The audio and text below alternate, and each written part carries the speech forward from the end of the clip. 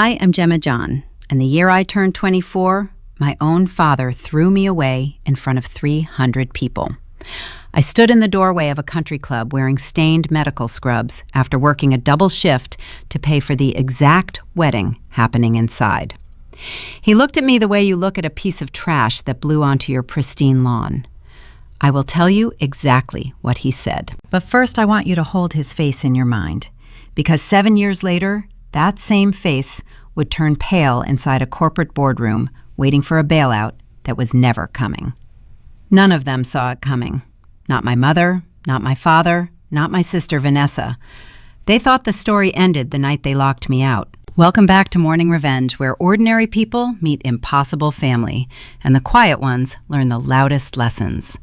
If betrayal and slow burn justice are your thing, you are in the right place. Drop a comment and tell me what age you are watching from, and be sure to subscribe.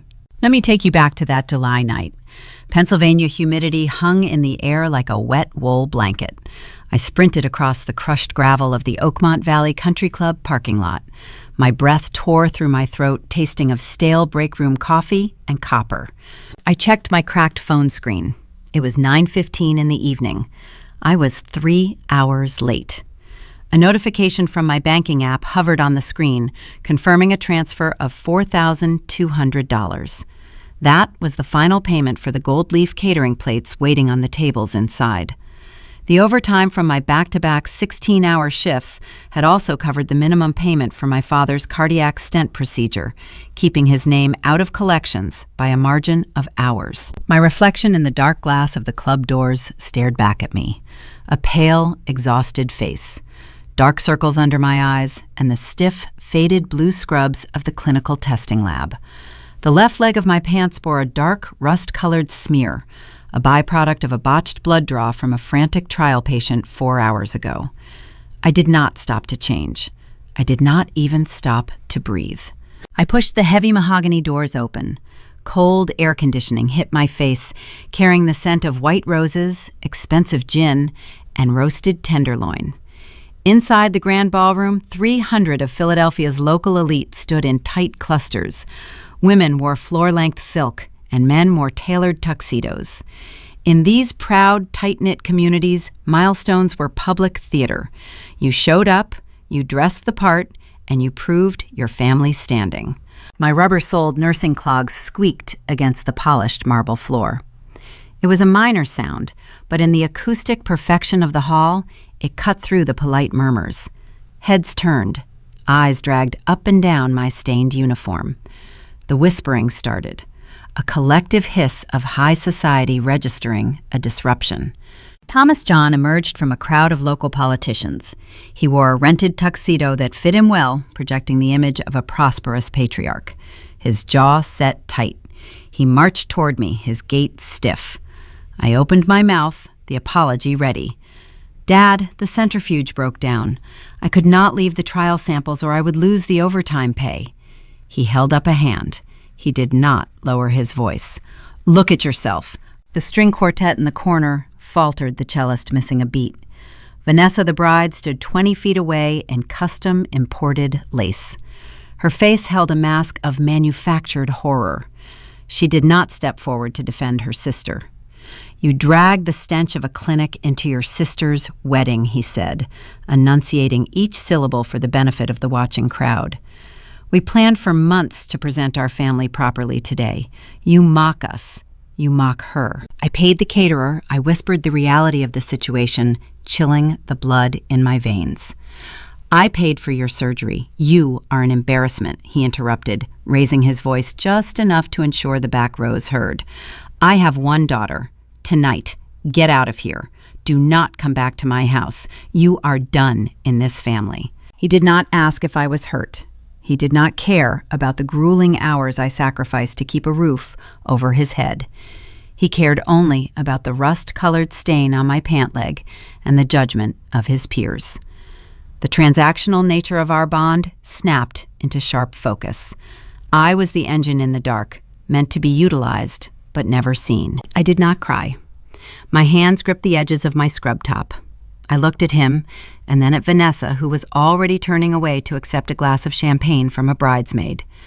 I took one step backward, then another. I pushed the heavy doors open and stepped back out into the suffocating heat, leaving the grand ballroom and my family behind. I walked 3 miles in the dark that night. My rubber soles slapped against the warm asphalt of the Philadelphia suburbs. The humid air clung to my skin, but I felt a clean, sharp cold radiating from within my chest. I found a bus stop bench beneath a flickering street lamp and sat down. I pulled my cracked phone from my scrub pocket. The screen illuminated my face in the shadows. I opened my banking application.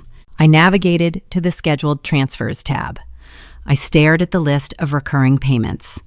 Every month, on the first day, a portion of my paycheck went to Thomas John to cover his mortgage. Every month on the 15th day, a portion went to Vanessa John for her private university tuition. Another line item covered the electricity bill for a house I was no longer allowed to enter. I selected the mortgage payment. I pressed cancel.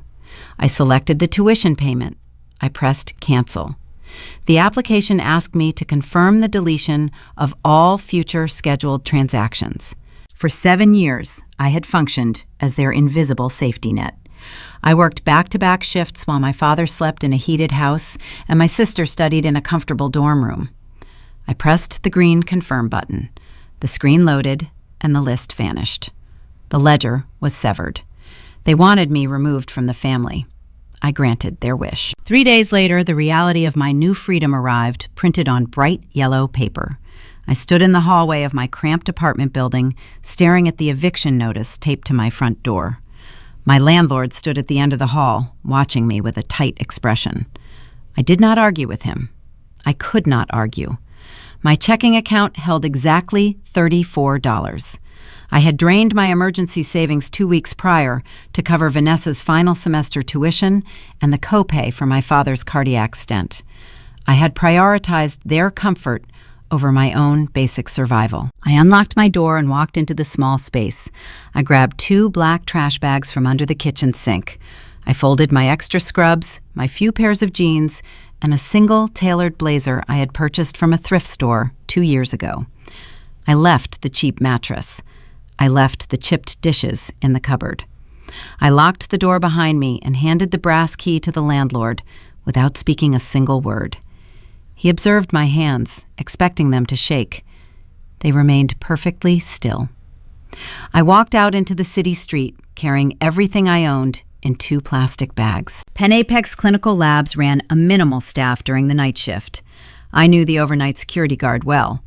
I brought him a black coffee, and he looked the other way when I slipped into the employee break room at 2 a.m. The small room smelled of stale microwave popcorn and industrial bleach. I pushed 2 vinyl armchairs together to form a makeshift bed. The synthetic material stuck to my skin. I lay in the dark, listening to the low hum of the blood specimen refrigerators through the thin drywall. I should have felt despair. I should have mourned the sudden loss of my parents and my home. Instead, my mind felt like a blade sharpening against a hard stone. I pulled my laptop from my bag and set it on the small plastic dining table. The glow of the screen cast long blue shadows against the break room wall. For 2 years, I had been quietly writing code during my brief lunch breaks. It was a side project born out of sheer frustration with the outdated medical systems. I was building a proprietary algorithm designed to streamline clinical trial data. My code could cut down diagnostic processing time from several weeks to a few hours. I possessed the raw data. I possessed the structural framework. I just needed the financial capital to build a working prototype. I worked through the night until the sun came up and the day shift nurses began arriving. I washed my face in the small break room sink. I put on a clean pair of scrubs and walked out onto the clinic floor, ready to draw blood for another 12-hour shift. I repeated this routine for 19 consecutive days. 19 days of sleeping on vinyl chairs and eating saltine crackers from the vending machine. On the morning of the 20th day, I received an email notification. Marcus Vance, a prominent local venture capitalist, had agreed to a 15-minute meeting. I had cold emailed his investment firm 47 times over the past year. He finally answered the 48th attempt. I walked into his corporate office in downtown Philadelphia wearing my thrift store blazer over a plain white blouse. The receptionist eyed my scuffed shoes. I ignored her judgment. Marcus sat behind a wide glass desk on the top floor. He wore a custom-tailored suit and a silver watch that cost more than my entire lifetime of earnings. He studied my face and frowned. "You look exhausted, Miss John," he stated. I sat down in the leather chair across from him. I kept my spine straight, refusing to sink into the plush cushions. "I am exhausted, Mr. Vance," I replied, keeping my voice even and calm. "I work 80 hours a week running clinical trials on the ground floor of a testing facility. I see the technical inefficiencies firsthand every single day. My exhaustion is the concrete proof that I deeply understand the problem you are going to pay me to solve." He stopped shuffling the papers on his desk. He leaned forward and actually looked at me. I opened my laptop and turned the screen toward him. I walked him through the algorithm architecture. I showed him how the code bypassed the standard data entry bottlenecks that cost medical facilities millions of dollars annually. I showed him the projected cost savings for major pharmaceutical companies. He asked questions. He fired off hard, complex questions designed to make a novice founder stumble under pressure. I did not stumble. I had built the entire code in the dark while my family slept in comfortable beds I paid for. I knew every line of data by heart. Marcus leaned back in his leather chair. He tapped a silver pen against his glass desk. He did not smile, but his eyes betrayed a flicker of genuine respect. He stated that he preferred investing in people who had nothing left to lose because they fought harder than anyone else in the room. He opened a desk drawer and pulled out a heavy corporate checkbook. He wrote a specific number and slid the paper across the glass surface. $50,000. It was a seed grant, a financial test to see if I could build the physical prototype I promised. I looked at the check. The paper felt heavy and substantial between my fingers. I did not thank him profusely or show any overwhelming emotion. I just nodded and told him he would have a working model on his desk in exactly 6 months. I walked out of that glass office and took the elevator down to the busy street. The bright Philadelphia sun warmed my face. I walked straight to a commercial bank 2 blocks away. I opened a new business checking account. I handed the teller the incorporation paperwork I had filled out in the clinic break room at 3 a.m. I registered the company right there at the counter. Aegis Trials. Aegis meant shield. I was building my armor. The heavy burden of my family betrayal still sat cold in my chest, but I had just placed the first solid stone of my new corporate empire. The seed money meant I could rent a small office space. It meant I could buy independent servers. It also meant I was officially a player in a dangerous game. As I walked out of the back doors, my phone rang with an unknown corporate number. I answered it.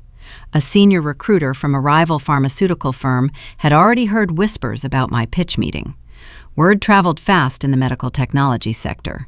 The recruiter offered me a highly lucrative position, attempting to buy my algorithm outright and shut down my new company before it even started. They wanted to absorb my work and bury my name. I ended the call without giving them an answer.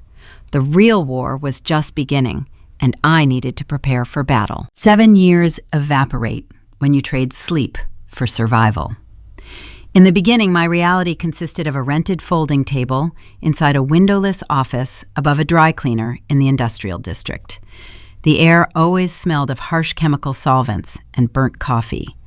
I lived on a diet of instant noodles and sheer spite. Year 1 was a brutal, endless cycle of writing code, pitching to investors, and facing steady rejection. Venture capitalists saw a 24-year-old girl with tired eyes and dismissed my algorithm as a pipe dream. I used their doubt as fuel. Marcus Vance provided the initial seed money, but I provided the blood, sweat, and relentless obsession required to make the prototype function flawlessly. By year 3, Aegis Trials secured its first major federal contract. My code successfully reduced the diagnostic processing time for a nationwide oncology trial from 4 weeks to 48 hours. The industry noticed the disruption. The medical journals started calling for interviews. By year 5, we broke the $90 million valuation mark. I stopped measuring time in birthdays and holidays. My calendar contained only funding rounds, board meetings, and patent approvals. The stained blue scrubs became a distant memory, replaced by tailored charcoal suits and silk blouses. My hands no longer drew blood from terrified patients. They signed acquisition papers and directed a workforce of over 300 specialized employees. Today, I am 31 years old. I stand as the Chief Executive Officer of a corporation officially valued at $150 million. I built a private sanctuary to reflect my new reality and protect my peace. My home sits carved into the dense limestone hills outside Philadelphia. It is a fortress of glass, steel, and polished concrete, hidden behind private iron gates and biometric security checkpoints. The silence inside those walls is profound. I structured my life to be impenetrable. Every asset I own, every dollar I earn, exists inside a nested web of corporate trusts and limited liability companies. No one can touch me. I made certain of that by hiring the best legal minds in the country. But peace is a fragile illusion in the medical technology sector. Success breeds parasites, and my proprietary algorithm was the most lucrative prize on the open market. The newest threat wore a bespoke Italian suit and sat directly across from me in my own corporate boardroom. Richard Caldwell, the managing director of Apex Pharmaceuticals. Apex operated as the apex predator of our industry. They possessed a notorious reputation for swallowing emerging startups, stealing their intellectual property, and burying their founders under ironclad non-disclosure agreements. Caldwell did not request a meeting to offer a friendly partnership. He arrived to deliver an execution order. Rain lashed against the floor-to-ceiling boardroom windows, casting long gray shadows across the polished oak table. Caldwell slid a thick, leather-bound legal binder toward me. It detailed a hostile corporate takeover. Apex had quietly spent the last 6 months purchasing 20% of Aegis unvested stock through a labyrinth of offshore shell companies. Caldwell explained his position with a smooth, practiced cadence. He threatened to dump the shares simultaneously, flooding the market and tanking my upcoming initial public offering. He demanded I surrender majority control of my board of directors in exchange for his corporate mercy. Caldwell smiled a thin, predatory line. He expected the young female founder to panic. He expected me to cry or beg or fold under the immense pressure of his corporate machinery. He did not realize I had survived worse monsters inside my own childhood home. A man who throws his daughter away in front of 300 affluent guests teaches that daughter how to look terror in the eye without blinking. I did not blink. I did not even shift my posture in my leather chair. I signaled to the man standing quietly in the shadows near the heavy wooden door. David Mercer, my general counsel. David was a former federal prosecutor with a mind like a steel trap. He possessed a ruthless pragmatism that mirrored my own.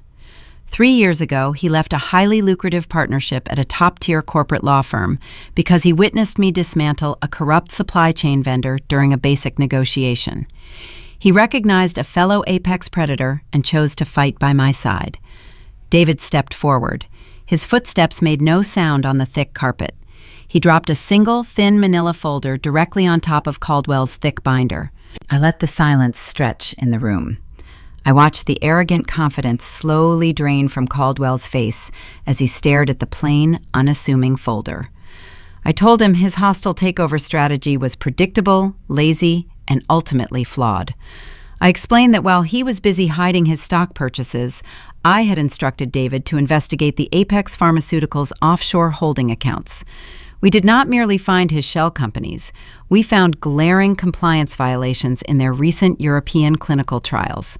We possessed concrete proof of data manipulation and fraudulent patient consent forms. I leaned across the oak table, keeping my voice low and steady. I informed Caldwell that if he attempted to move a single share of my company's stock, David would personally hand-deliver our investigative findings to the Securities and Exchange Commission. Apex would face billions in federal fines. Their public stock would crater before the market closed, and Caldwell would likely face federal indictment for securities fraud. The smug smile vanished from his face. Caldwell's skin turned the color of wet ash. He looked at David, who simply tapped his gold pen against the manila folder, confirming the lethal threat. We held all the leverage, and we were not afraid to use it. Caldwell stood up, grabbed his leather binder, and walked out of my building without uttering a single word of protest. David poured 2 glasses of sparkling mineral water. We avoided alcohol during business hours. A clear mind served as our sharpest weapon. We had just neutralized a multi-billion-dollar pharmaceutical titan without raising our voices. The hostile takeover dissolved into dust. Aegis trials remained firmly under my sovereign control. My iron fortress held strong. I stood by the floor-to-ceiling windows, watching Caldwell's black town car speed away from my corporate campus. The adrenaline faded, leaving a cold, calculated calm in its wake. I had spent 7 years building walls so high, nothing could breach them. I controlled my narrative. I controlled my environment. I answered to no one. I turned back to the table, ready to review the upcoming quarter financial projections. David did not hand me the quarterly reports. Instead, he reached into his leather briefcase and pulled out a glossy magazine. He placed it carefully on the oak table, pushing it toward me. It was the latest issue of the Pennsylvania Business Journal, the premier publication for the regional elite, the exact same elite who attended my sister's wedding 7 years ago. I looked down at the cover. A high-definition photograph of my face stared back at me. I wore my tailored charcoal suit, standing tall in front of the Aegis corporate logo. The bold white text below my image read, "Gemma John, the triumphant rise of Pennsylvania's newest med-tech titan." A cold chill traveled down my spine, settling deep in my chest. For 7 years, I had operated in the shadows, building my wealth far away from the social circles of my past. I had been a ghost, content to rule an invisible empire. Now, my face, my name, and my net worth were printed on glossy paper, sitting in waiting rooms, country clubs, and coffee shops across the entire state. My flawless insulation was gone. The ghosts of my past were about to discover exactly how much money I actually possessed. And I knew, with terrible certainty, that my 7 years of silence was about to break. The envelope hit the hardwood floor with a dull thud. Thomas sat in his faded leather armchair, the summer heat pressed against the living room windows. The central air conditioning unit had broken 3 months ago, and he could not afford the repair bill. He watched a single bead of sweat slide down his forearm. He stared at the envelope. The return address belonged to First National Bank. The thick paper bore a bright red stamp indicating a final warning. He did not open it. He knew the contents inside. The mortgage was 60 days past due. Foreclosure proceedings were pending. The pristine image he had spent 4 decades cultivating in this upscale Philadelphia suburb was rotting from the inside out. He listened to the sound of Linda in the kitchen. She was polishing the silver tea set. She polished the silver every Tuesday morning. She acted as if their affluent neighbors would still drop by for afternoon tea. The neighbors had stopped visiting when the front lawn turned brown and the luxury sedans vanished from the driveway. The downfall began 2 years prior. Vanessa had married Greg. Greg drove imported sports cars and spoke endlessly about commercial real estate acquisitions. Thomas had paraded the young man around the country club, soaking in the envy of his peers. Greg was the golden son-in-law, a symbol of their rising family status. When Greg needed capital for a new luxury development, Thomas eagerly co-signed the loans, pledging the equity of his own home to secure the deal. He did it to maintain the facade of a wealthy, expanding dynasty. Then the market shifted overnight. Greg's developments stalled. The interest rates climbed. The imported cars were repossessed in the middle of the night. Greg filed for bankruptcy, leaving Thomas to face the angry corporate creditors alone. Thomas stood up from the armchair. His joints ached. His chest felt tight. He needed his cardiac medication adjusted, but his premium health insurance was gone. He walked into the kitchen, Linda scrubbed a silver spoon with frantic energy. Her hands looked thin and frail. She refused to look at the pile of unpaid utility bills stacked on the granite counter. "I have my doctor appointment," Thomas stated. His voice sounded hollow in the empty house. Linda nodded without looking up. "Try to negotiate the copay," she whispered. Her voice carried the fragile tone of a woman pretending the ship was not actively sinking beneath her feet. Thomas grabbed his keys. The drive into the city felt like a punishment. He bypassed the towering glass hospitals where the elite received care. He parked his aging vehicle in a cracked asphalt lot outside a low-income community clinic. The waiting room smelled of harsh bleach and unwashed bodies. Thomas took a paper ticket from a red plastic dispenser, number 84. The digital sign on the wall read 42. He found a hard plastic chair in the corner. He hated this place. He hated the indignity of sitting among people he had spent his entire life looking down upon. He rubbed his chest, feeling the familiar flutter of an irregular heartbeat. He needed a distraction from the depressing reality of the peeling linoleum floor. A low glass table sat in the center of the waiting area. It held a scattered pile of torn magazines. Most were outdated lifestyle tabloids. One publication stood out, the thick, glossy cover of the Pennsylvania Business Journal. Someone had left it behind. Thomas reached for it. He intended to read about local market trends to pretend he still belonged in the corporate world. He pulled the magazine onto his lap. The breath left his lungs. He stared at the cover. A woman in a tailored charcoal suit stared back at him. Her posture radiated authority. The sharp jawline, the piercing eyes, the familiar bone structure. It was the face of the daughter he had banished 7 years ago. He read the bold white letters printed below her image. Gemma John, the triumphant rise of Pennsylvania's newest med-tech titan. Thomas traced his finger over the words. Founder and Chief Executive Officer, Aegis Trials. Estimated valuation, $150 million. The numbers burned into his retinas. $150 million. He sat in a plastic chair facing imminent homelessness while his discarded child hoarded a vast fortune. He did not feel a single ounce of regret for abandoning her at the country club. He did not feel shame for prioritizing his public image over her survival. Instead, a toxic, venomous heat bloomed in his chest. It was the pure, unadulterated entitlement of a traditional patriarch. He had provided the roof over her head for 18 years. He had purchased her childhood clothes. He had put food on her plate. In his rigid mind, her success was a direct product of his parenting. He convinced himself that kicking her out had taught her the resilience needed to build a company. She was his investment. She had stolen his rightful return. She owed him everything. He opened the magazine to the feature article. His eyes scanned the paragraphs detailing her corporate conquests. The article mentioned her private estate in the hills. It highlighted her flawless legal structure. It painted a picture of an untouchable sovereign leader. Thomas sneered. No child is untouchable. He knew the deep pressure points of their local society. He knew that despite her wealth, she still operated within a culture that demanded public respect for family ties. A public scandal could ruin a pristine corporate reputation.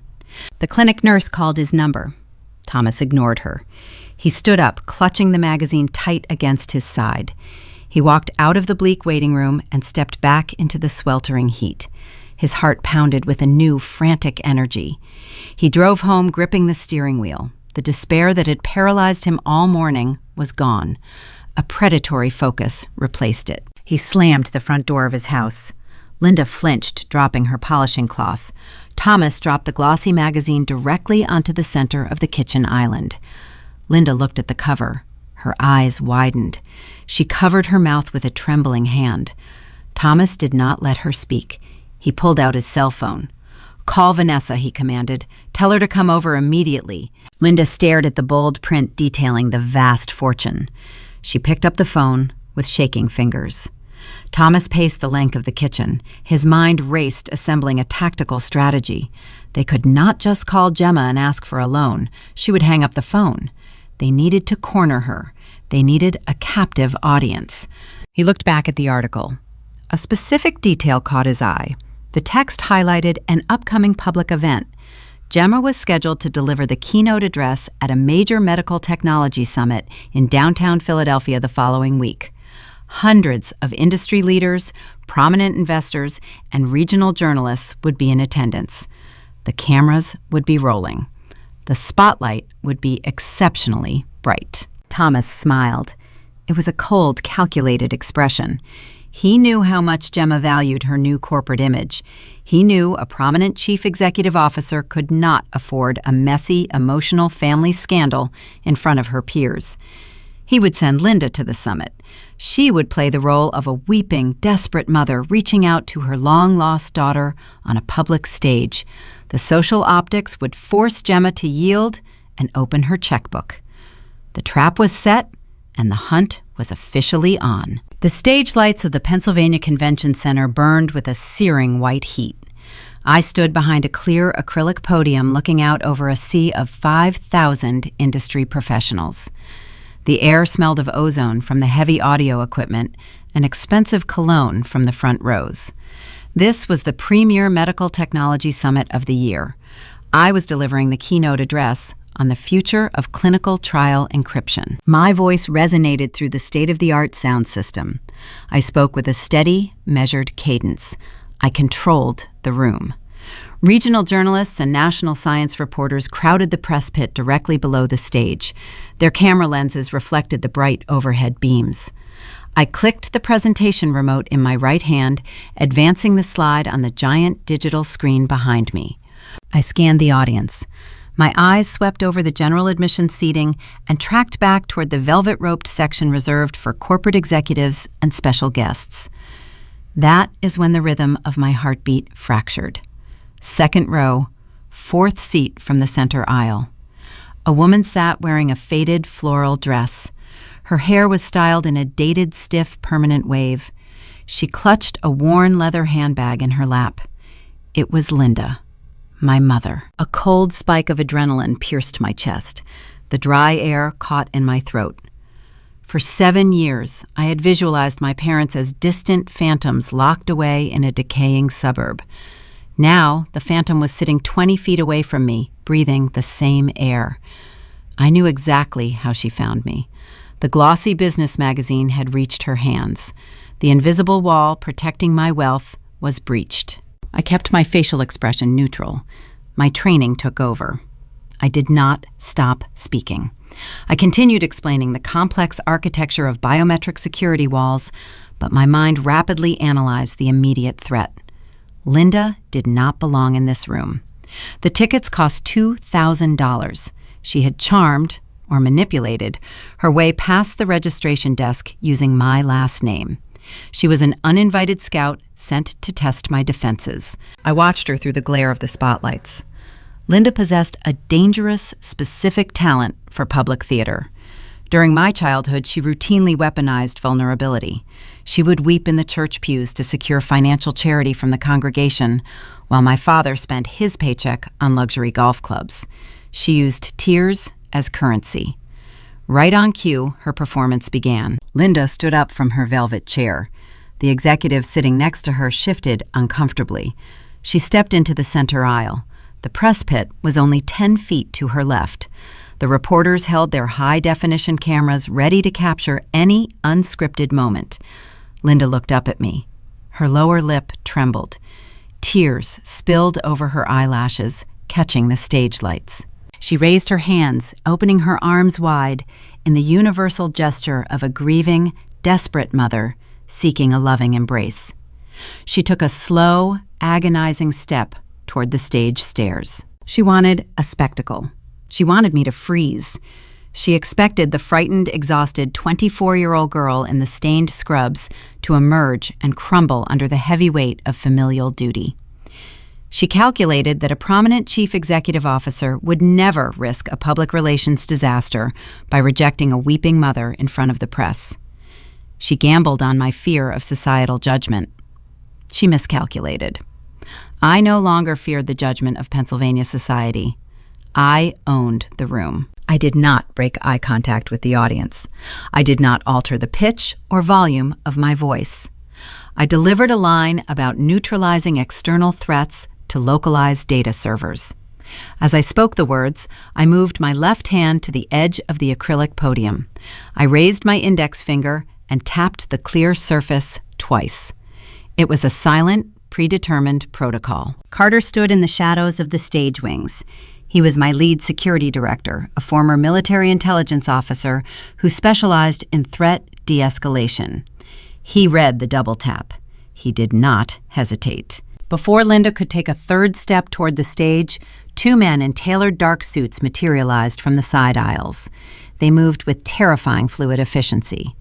Carter approached her right side, while a second agent flanked her left. They did not grab her. They did not cause a physical scuffle that would draw the camera flashes. Carter leaned down and whispered something into her ear. At the same time, the second agent positioned his broad shoulders between Linda and the press pit, effectively blocking the sightline of every single journalist in the room. They created a moving human shield. I watched the color drain from Linda's face. The manufactured tears stopped flowing. Her expression twisted from sorrow to pure, panicked confusion. She opened her mouth to scream, to force the spectacle she desperately needed.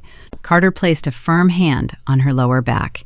He guided her toward the nearest side exit door with such smooth authority that it looked like a standard VIP escort. From the perspective of the audience, a guest had simply felt faint and required medical assistance. No one raised an alarm. No one stopped listening to my speech. Linda looked back at me over Carter's shoulder as he pushed the heavy exit doors open. I met her gaze. I did not offer a comforting smile. I offered a cold, blank stare. The doors swung shut, swallowing her whole. The threat was neutralized in under 40 seconds. I finished my presentation. The crowd rose to their feet, delivering a thunderous standing ovation. I smiled for the cameras, shook hands with the summit organizers, and walked off the stage. The moment the heavy velvet curtain fell behind me, the adrenaline crashed through my system. My hands began to shake. I gripped the backstage scaffolding to steady my knees. David walked toward me, holding my briefcase and my cell phone. His sharp eyes scanned my pale face. "We cleared the perimeter," David stated in a low voice. "Carter put her in a hired car and sent her back to the suburbs. She is gone." I took a deep breath, forcing my heart rate to slow. She did not come here just to cry David. She came here to corner me. Thomas sent her to test the perimeter. They know about the company. They know about the money. David handed me my phone. The screen glowed in the dim backstage lighting. "You have one missed call," he said. It bypassed the executive screening filter. It came from a blocked number. I unlocked the device. A voicemail icon sat in my notification center. I pressed the audio file and held the speaker to my ear. The voice on the recording did not belong to my mother. It belonged to Vanessa. 7 years had not softened the sharp, entitled edge of my younger sister's tone. "You think you can throw our mother out onto the street like a common criminal?" Vanessa hissed through the digital static. "You think your little security guards make you untouchable? You owe this family, Gemma. Dad saw the magazine. We know exactly what you are hiding. If you do not answer my next call and pay what you owe, I am going straight to the tabloids. I will tell them you are mentally unstable. I will tell your board of directors that you abuse your elderly parents. The real war starts today." The voicemail ended with a sharp click. I lowered the phone. The quiet background noise of the convention center faded away. My family was not just reaching out for a handout. They were orchestrating a coordinated attack to destroy the empire I built from nothing. They wanted to rip Aegis trials from my hands, using lies and public manipulation. I looked at David. He recognized the shift in my posture. The lingering fear from my childhood evaporated, leaving behind a lethal corporate strategist. "Cancel my afternoon meetings," I instructed, walking toward the private garage exit. "Call the entire legal team. We are going to war." Vanessa traced the rim of an empty crystal wine glass. She sat alone in the echoing cavern of her Bryn Mawr estate. The electricity flickered, serving as a stark reminder of the unpaid utility bills stacking up on the marble kitchen island.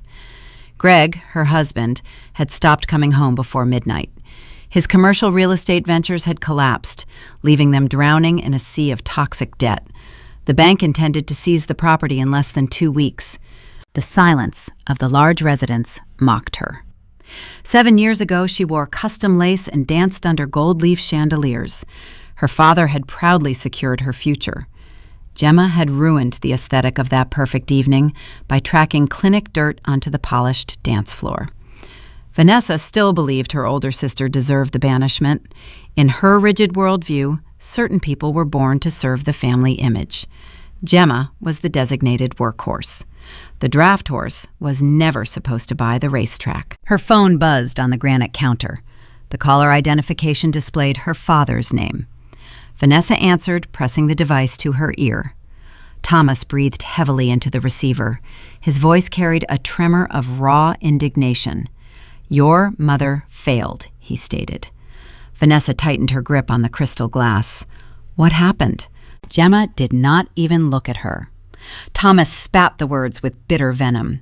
She had her private thugs drag Linda out the side door like a common vagrant. The press saw nothing. She insulated herself. Vanessa felt a hot surge of righteous anger. How dare Gemma treat their mother with such cold disrespect? She conveniently ignored the memory of her own silence when Thomas exiled Gemma into the humid Philadelphia night. Vanessa hung up the phone and dialed her sister's private number, leaving a scathing voicemail. She threatened to expose Gemma to the tabloids. She promised a war. 20 minutes later, Thomas drove his aging sedan up the cobblestone driveway. He walked through the front door without knocking. His face was pale, but his eyes held a dangerous, calculated gleam. He carried a leather briefcase he had not used since his retirement. He dropped it onto the dining table. "We approached this from the wrong angle," Thomas said, unfastening the brass clasps. "We relied on her sense of public shame. Gemma has no shame. She operates like a machine now. If you want to break a machine, you do not appeal to its emotions. You dismantle its operating system." Vanessa crossed her arms. "How do we do that? She has lawyers. She has security." "We use the law against her," Thomas replied, pulling a stack of printed documents from the briefcase. He spread them out over the marble surface. They were legal statutes regarding adult guardianship in the state of Pennsylvania. Thomas pointed a weathered finger at a specific highlighted paragraph. Medical conservatorship. It is designed to protect vulnerable individuals who lack the mental capacity to manage their own financial affairs. Vanessa frowned. Gemma runs a $100 million technology corporation. No judge will believe she lacks mental capacity. Thomas offered a cold, predatory smile. "We do not need a judge to believe she is incompetent. We only need a judge to believe she is a danger to herself due to severe psychological strain." Think about her history, Vanessa. She worked back-to-back 16-hour shifts. She slept in break rooms. She has a documented pattern of manic workaholic behavior. We frame her success as the product of an untreated psychiatric breakdown. We tell the court she is paranoid, isolating herself from her loving family, hiding in a fortified compound. The brilliance of the strategy washed over Vanessa. It was a flawless manipulation of traditional values. A concerned father stepping in to save his overworked, mentally fragile daughter from self-destruction. If a judge granted temporary emergency conservatorship, Thomas would gain immediate legal control over her personal assets and her voting shares in Aegis trials. They could liquidate enough stock to save the Bryn Mawr estate before the week ended. "To trigger an emergency hearing, we need a credible inside witness," Thomas continued. "We need someone within her corporate circle to testify that her behavior is erratic and detrimental to the company." Vanessa opened her laptop. She possessed a talent for social networking and digging up hidden connections. She bypassed the standard corporate directories and accessed an exclusive industry forum. She spent 2 hours cross-referencing the board of directors for Aegis trials against regional country club memberships. She hunted for a weak link. She found him. Donovan Hayes. Donovan was a legacy investor, a wealthy 65-year-old traditionalist who sat on the board representing a minority shareholder group. He held a reputation for despising modern corporate culture and frequently clashed with young female executives. He preferred the old ways of doing business, where men like Thomas commanded the room. Vanessa found his direct contact information through a mutual acquaintance at the country club. She dialed the number and handed the phone to her father. Thomas smoothed his tie, adopting the persona of a grief-stricken patriarch. When Donovan answered, Thomas spoke with a low, somber tone. "Mr. Hayes, my name is Thomas John. I am Gemma's father. I am calling you because our family is in crisis and I fear for my daughter's life." Thomas spun a masterful web of deceit. He told Donovan that Gemma was suffering from severe paranoia. He lied, detailing imaginary late-night phone calls where Gemma sounded delusional. He claimed she locked herself inside her house, refusing to eat or sleep, obsessed with phantom corporate enemies. Donovan listened. The old investor already harbored doubts about Gemma's rapid ascension. He felt sidelined by her expansion strategies. The lie confirmed his pre-existing biases. He wanted to believe the young female founder was cracking under the immense pressure. "I have suspected for months that her decision-making is compromised," Donovan admitted, his voice echoing through the speakerphone. "She operates with a reckless isolation." "What are you asking me to do, Thomas?" "I am filing a petition for medical conservatorship tomorrow morning," Thomas replied, wiping a fake tear from his eye, even though only Vanessa could see him. "But the court needs an independent verification. I need you to demand an emergency psychological evaluation at the board level. If you confront her, she will undoubtedly react with extreme hostility. Her own erratic response will give you the grounds to suspend her executive authority pending a medical review." Donovan agreed. He promised to spring the trap the following morning. Vanessa smiled, closing her laptop. The plan required zero physical confrontation. They would steal the empire without ever stepping foot on her property again. She poured herself a glass of tap water, pretending it was expensive sparkling wine. She convinced herself this sabotage was a righteous act. Gemma owed them this money. The family legacy demanded protection. The next morning, Vanessa sat at her kitchen counter waiting for the confirmation. Her phone screen lit up with a text message from an unknown number. It was Donovan. "I am walking into her private office right now," the message read. "I have the suspension paperwork in hand.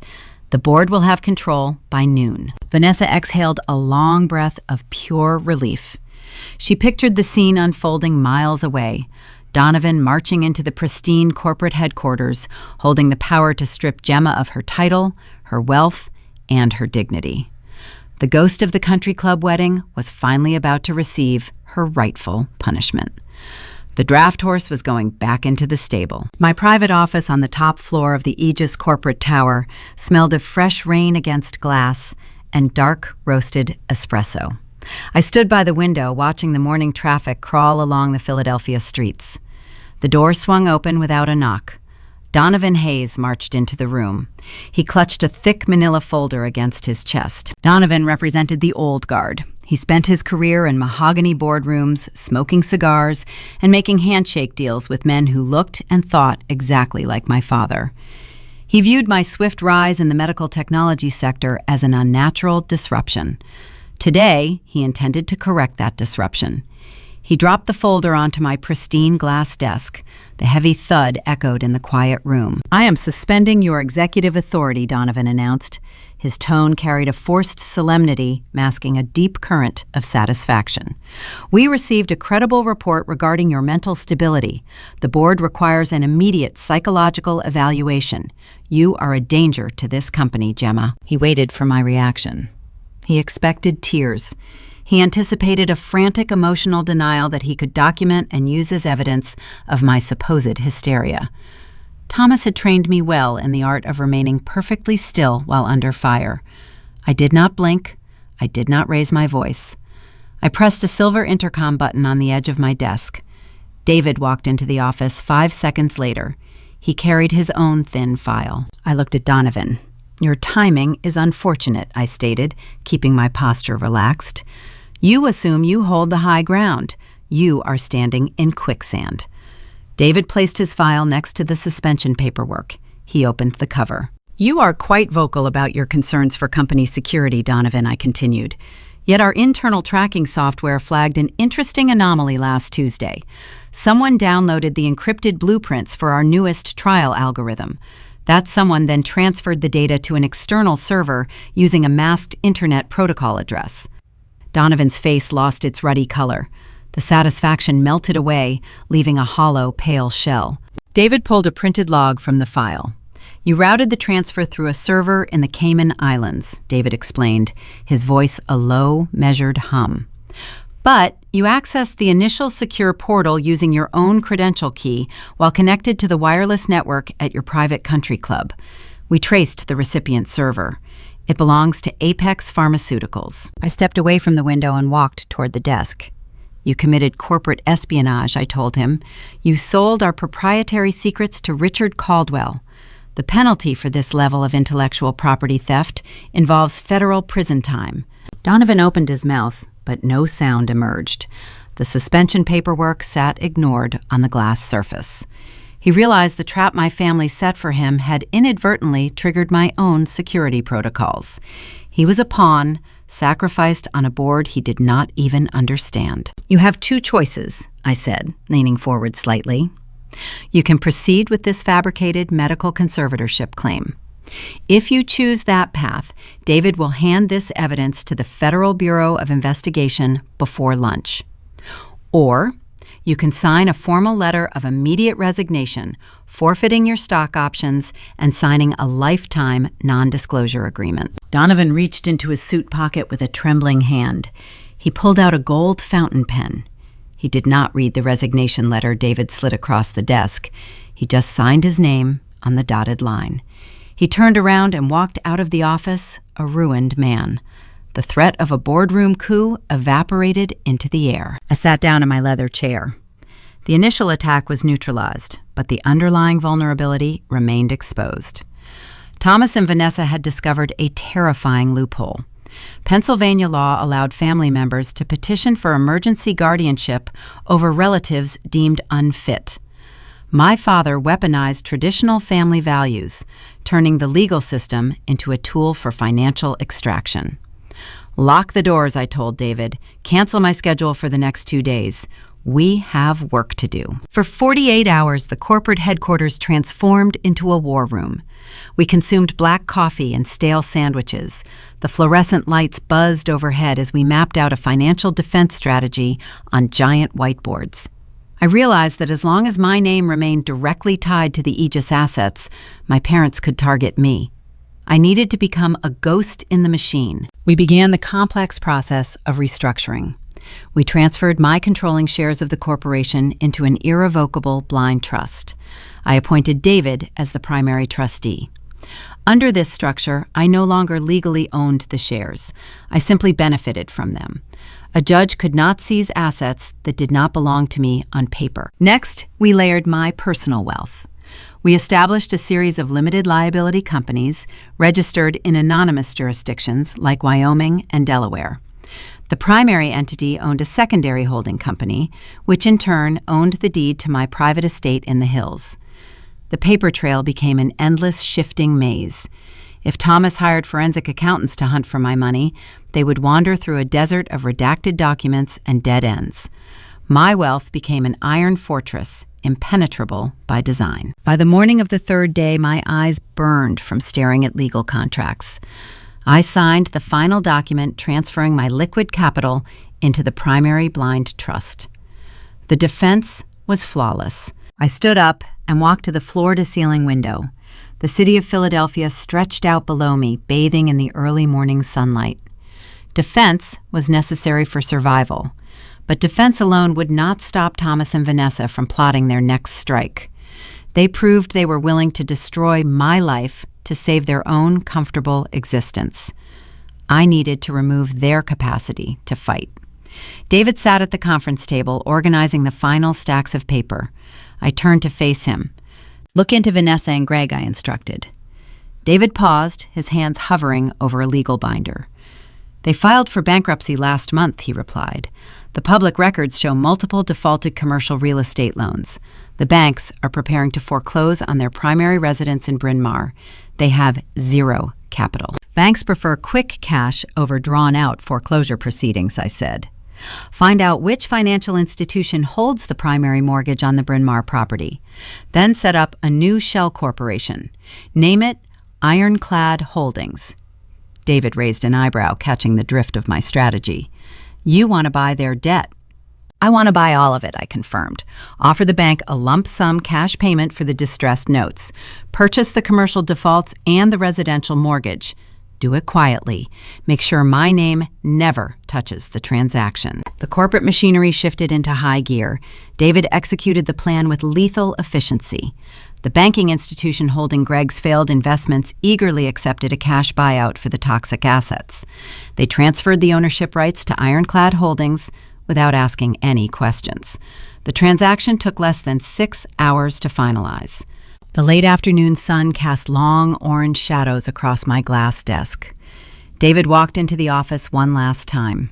He did not carry a thick binder or a manila folder. He carried a single, plain, white envelope. He placed it carefully on the smooth surface in front of me. I opened the envelope. I pulled out a heavy piece of legal parchment. It bore the official seal of the county recorder. I read the text printed in black ink. It was the deed of trust for the sprawling estate in Bryn Mawr. 7 years ago, my family threw me onto the street because I lacked the funds to satisfy their endless greed. They assumed their social standing made them untouchable. They assumed my quiet nature meant I would always remain a victim. I ran my fingertips over the raised seal on the deed. I now owned the ground beneath their feet. I owned the roof over their heads. My trap was perfectly set, waiting in the shadows. All they had to do was walk into it. The phone on my desk began to ring with a call from the front gate security pavilion. The final confrontation was hurtling toward my doorstep. A sudden summer squall descended upon the Pennsylvania hills, dragging a thick gray darkness over the landscape. Rain battered the reinforced glass of my home office in relentless sheets. Lightning fractured the sky, casting harsh white illumination across the polished concrete floor. The storm mirrored the chaotic turbulence my family sought to bring into my life. I sat in my leather chair, reviewing a stack of digital security protocols. My sanctuary remained secure, sealed away from the elements. The internal communication console on my desk chimed. A sharp digital tone cut through the low rumble of thunder. I answered the line. Carter, my lead security director, spoke from the gatehouse located half a mile down the private access road. We have a situation at the main perimeter, Carter stated, his voice carrying a crisp professional edge. An unauthorized vehicle is blocking the entrance. 3 individuals have exited the car. They are demanding immediate entry. I touched the control panel, routing the external video feed to the primary monitor mounted on the far wall. The high-definition night vision lenses pierced through the torrential downpour, rendering the scene in stark black and white contrast. A silver sedan sat idling before the heavy iron gates. The vehicle looked neglected and weary. The front bumper carried a large, unpainted dent. 3 figures stood outside in the driving rain: Thomas, Linda, and Vanessa. The water plastered Thomas's thin, graying hair to his skull.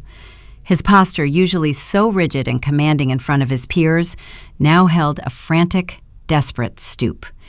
He pounded his bare fists against the steel keypad pedestal. Vanessa stood behind him wearing a silk designer coat ruined by the severe weather. Her expensive makeup ran down her cheeks in dark streaks mingling with the cold rain. Linda huddled under a fragile umbrella that offered zero protection, shivering in the July chill. I observed the spectacle with clinical detachment. 7 years ago, these exact individuals stood inside a climate-controlled ballroom surrounded by wealth and status. They tossed me away because my uniform carried a single stain from a grueling shift that paid their bills. They worshipped the pristine aesthetic of success, viewing poverty as a moral failing. Now they stood, soaking wet, in the dark, pounding on the outer walls of the fortress I built while they slept. The reversal of fortune was glaring. Carter patched the external microphone directly into my office speakers. A burst of static hissed through the room, followed by the howling sound of the wind. Then came my father's voice. "Gemma, We know you are in there." His tone lacked its former booming authority, but it retained every ounce of its toxic entitlement. He did not sound like a father seeking reconciliation. He sounded like a creditor demanding payment. "Open this gate," Thomas yelled, striking the metal box again. "You owe us a conversation. We are your family." I did not touch the intercom button. I simply watched him perform. The silence from the gatehouse speaker fueled his mounting panic. He realized his physical intimidation tactics held zero power against solid steel and encrypted security codes. He resorted to his primary weapon, financial blackmail. "Greg lost the commercial properties," Thomas screamed into the microphone, wiping the rainwater from his eyes. "The bank is seizing Vanessa's house at the end of the month. They are taking everything. We need $2 million, Gemma. It is a fraction of what you hoard in that compound. You will wire the funds by Friday, or you will regret it." $2 million. The exact sum required to clear the commercial defaults and the residential mortgage. They calculated the precise amount needed to maintain their fragile social standing in their affluent suburb. They viewed my corporate treasury as their personal emergency fund, a resource they could tap whenever their own poor decisions caught up with them. Thomas leaned closer to the camera lens, his face distorted in the wide-angle view. The desperation transformed into calculated malice. "If you ignore us, I will drive straight to the Philadelphia Chronicle," Thomas threatened. "I already drafted the press release. I will tell the journalists how you abandoned your sick, elderly parents. I will document the psychological abuse. I will tell the public you caused my heart condition to deteriorate while you sit in a luxury estate counting your money." The media loves to tear down a greedy, heartless executive. "We will ruin your reputation before the week is over." The threat carried genuine weight. Next month, Aegis Trials was scheduled to file its registration statement for an initial public offering. Wall Street institutional investors demanded stability and pristine corporate leadership. A chaotic public smear campaign involving elder abuse could severely damage the brand identity. Even fabricated allegations required costly public relations damage control and lengthy legal injunctions. A scandal could lower our market valuation by hundreds of millions of dollars, spooking the primary underwriters. Thomas knew exactly where to slide the knife. He weaponized the societal expectation of family duty against my corporate responsibilities. In traditional Pennsylvania culture, ignoring a sick parent was an unforgivable sin. He gambled that I would quietly pay the $2 million to sweep the mess under the rug and protect the IPO. I looked down at the smooth glass surface of my desk. The deed of trust for Vanessa's estate sat directly under the warm glow of my reading lamp. The official seal of the county recorder gleamed in the light. They demanded $2 million to save a house I already owned. They threatened to ruin a reputation I had already insulated. They were attempting to play chess while lacking any pieces on the board. I reached forward and pressed the silver intercom key. A soft chime echoed outside the gates, indicating the two-way radio was active. I spoke into the microphone. My voice emerged from the gatehouse speakers, cutting through the heavy rain and the booming thunder. "Thomas." The three figures froze. Thomas stopped hitting the pedestal. His hand hovered in the air. Vanessa gasped, taking a sudden step backward, splashing into a deep puddle. Linda dropped her umbrella, letting it roll away across the wet asphalt. It was the first time they had heard my voice in 7 years. "You will not receive a single dollar tonight," I stated, keeping my tone devoid of any emotion. My pulse remained slow and even, matching the steady ticking of the wall clock. "If you wish to discuss your financial survival, we will do it on my terms. Tomorrow morning, 9 o'clock, Aegis Corporate Headquarters. Bring your paperwork." I lifted my finger from the button, severing the connection. The monitor showed Thomas nodding slowly, his chest heaving, as he ushered Vanessa and Linda back into the dented sedan. The brake lights illuminated the slick road as the car reversed and drove away into the storm. They thought they had cornered me. They believed their calculated blackmail forced my hand, protecting my corporate image from their fabricated scandal. They were driving back to their crumbling lives, confident in their impending victory. They did not realize they had just agreed to walk directly into the jaws of a lethal trap. The real execution would happen in the harsh light of day, inside a room where they held zero leverage. I picked up my phone and dialed David. I told him to prepare the main boardroom. The ghost of my past was coming to the office, and I intended to bury it forever. The morning sun spun reflected off the towering glass facade of the Aegis corporate headquarters. Thomas steered his dented sedan into the pristine visitor parking garage. He turned the engine off. The quiet hum of the underground facility felt like a vault. He adjusted his tie in the rearview mirror. His gray suit felt a little tight around the collar, but he lifted his chin, practicing a look of stern authority. He had won. The desperate trip in the rain last night had worked. Gemma surrendered. Vanessa sat in the back seat, checking her reflection in a compact mirror. She applied a fresh layer of pink lipstick. She wore a tailored beige dress, hoping to project the image of a wealthy socialite, despite her impending bankruptcy. Linda sat in the passenger seat, clutching her worn leather handbag. Her hands trembled slightly, but Thomas ignored her anxiety. He unlatched his door and stepped out onto the polished concrete. They walked into the ground floor lobby. The sheer scale of the building stole the breath from Thomas's lungs. White marble floors stretched toward a sleek reception desk carved from a single block of dark granite. Security guards in tailored suits stood at strategic corners. The wealth on display was intoxicating. Thomas felt a familiar surge of toxic pride. His daughter built this empire. By his twisted logic, he created the founder. This marble belonged to him. A woman behind the granite desk asked for their names. She did not smile. She tapped a glass screen and gestured toward a set of private elevators. Carter, the security director from the gatehouse, waited by the open doors. He did not offer a greeting. He simply pressed the button for the top floor. The elevator ascended with silent speed. Thomas watched the digital floor numbers climb higher and higher.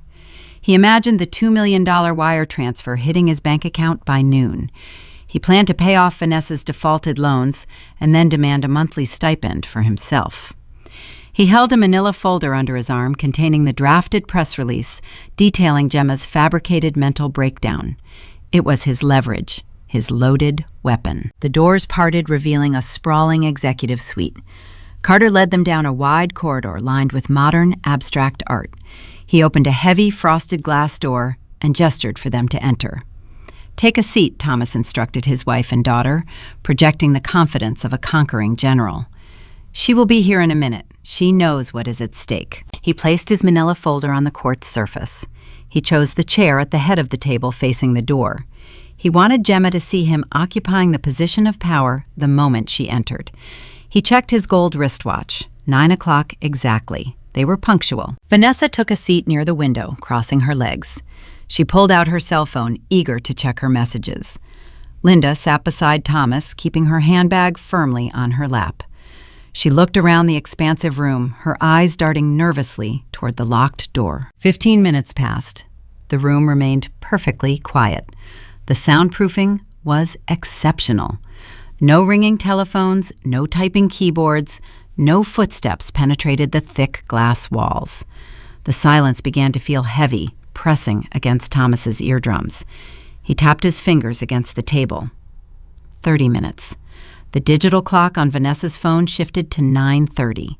She let out a loud sigh of annoyance. "Where is she?" Vanessa complained, tossing her device onto the quartz.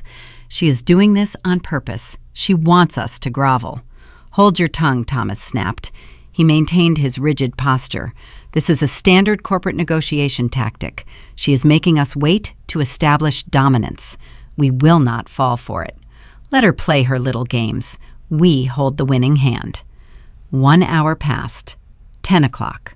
The climate control system cycled on, blowing a steady stream of cold air into the room. Thomas felt a chill seep into his joints. His chest ached, a dull reminder of his fragile cardiac health. He stood up and walked over to the door. He pressed the silver handle. It did not turn. He knocked on the frosted glass. "Excuse me," Thomas called out. His voice sounded flat and weak in the acoustically dampened space. "We have a scheduled meeting." No one answered. He peered through the thick, translucent pane, but could only see the blurred outline of the empty hallway. He returned to his seat, his irritation morphing into a sharp, distinct anxiety. The illusion of control began to slip from his grasp. 2 hours. 11 o'clock. The morning sun climbed higher, casting bright, harsh angles across the quartz table. There was no water pitcher. There was no coffee. Linda began to quietly cough, covering her mouth with a tissue. She looked pale. The cold air conditioning and the severe dehydration took a toll on her frail frame. "I need a drink of water," Linda whispered, her voice trembling. "Thomas, do something. My throat is dry." Thomas stood up again, his face flushing red with anger. He walked to the window, looking down at the tiny cars moving along the streets far below. He felt trapped, suspended in a glass cage. The arrogance that propelled him into the building evaporated. He realized Gemma was not executing a standard negotiation tactic. She was treating them like insignificant ghosts. She was asserting an authority he could not challenge. Vanessa paced the length of the room. Her designer heels clicked sharply against the hardwood floor. She dialed the front desk reception number she found on the internet. The line rang twice before a generic recorded message informed her the executive floor was currently inaccessible. She threw her phone back onto the table. "She is not coming," Vanessa yelled. Her manicured facade cracked, revealing raw panic. "She is going to leave us in here until the bank takes my house. We should call the police. We are being held against our will." "Sit down," Thomas ordered, though his own voice shook. Calling the police would trigger the exact public scandal we are trying to use as leverage. She knows we cannot make a scene without ruining our own blackmail strategy. He sank back into his chair. He stared at his manila folder. The fabricated press release inside felt useless now, a flimsy piece of paper against a fortress of glass and steel. He wiped a layer of cold sweat from his forehead. His heart fluttered, missing a beat. 3 hours. 12 o'clock, noon. The sunlight shifted, leaving the room in a cool, gray shadow. Linda laid her head on the table, weeping silent, exhausted tears. Vanessa sat in the corner, her makeup smudged, her posture slumped in defeat. Thomas looked at his gold watch. The second hand ticked past the 12. 3 hours. The number echoed in his mind. 3 hours. A sudden icy realization flooded his veins. The breath hitched in his throat. He stared blankly at the frosted door. 7 years ago, the summer humidity hung heavy over the Oakmont Valley Country Club. The string quartet played a soft melody. Thomas remembered standing in the grand ballroom, waiting for his eldest daughter to arrive with the final catering payment. He remembered his mounting rage. He remembered looking at his watch that night. She had been exactly 3 hours late. When she finally appeared wearing rust-stained scrubs, he banished her. He threw her out into the dark, punishing her for the delay. He never asked why she was late. He never cared about the double shift she worked to save his life. He only cared about the 3-hour wait. Thomas gripped the edges of the white quartz table. His knuckles turned white. His stomach twisted into a tight, painful knot. The waiting room was not a negotiation tactic. It was a mirrored execution. Gemma remembered every single detail. She was making him endure the exact measure of time he used to justify her exile. She trapped them inside a sterile vacuum, stripping away their dignity minute by slow, agonizing minute. Thomas felt a profound, suffocating dread. The daughter he discarded had evolved into an entity he could neither manipulate nor intimidate.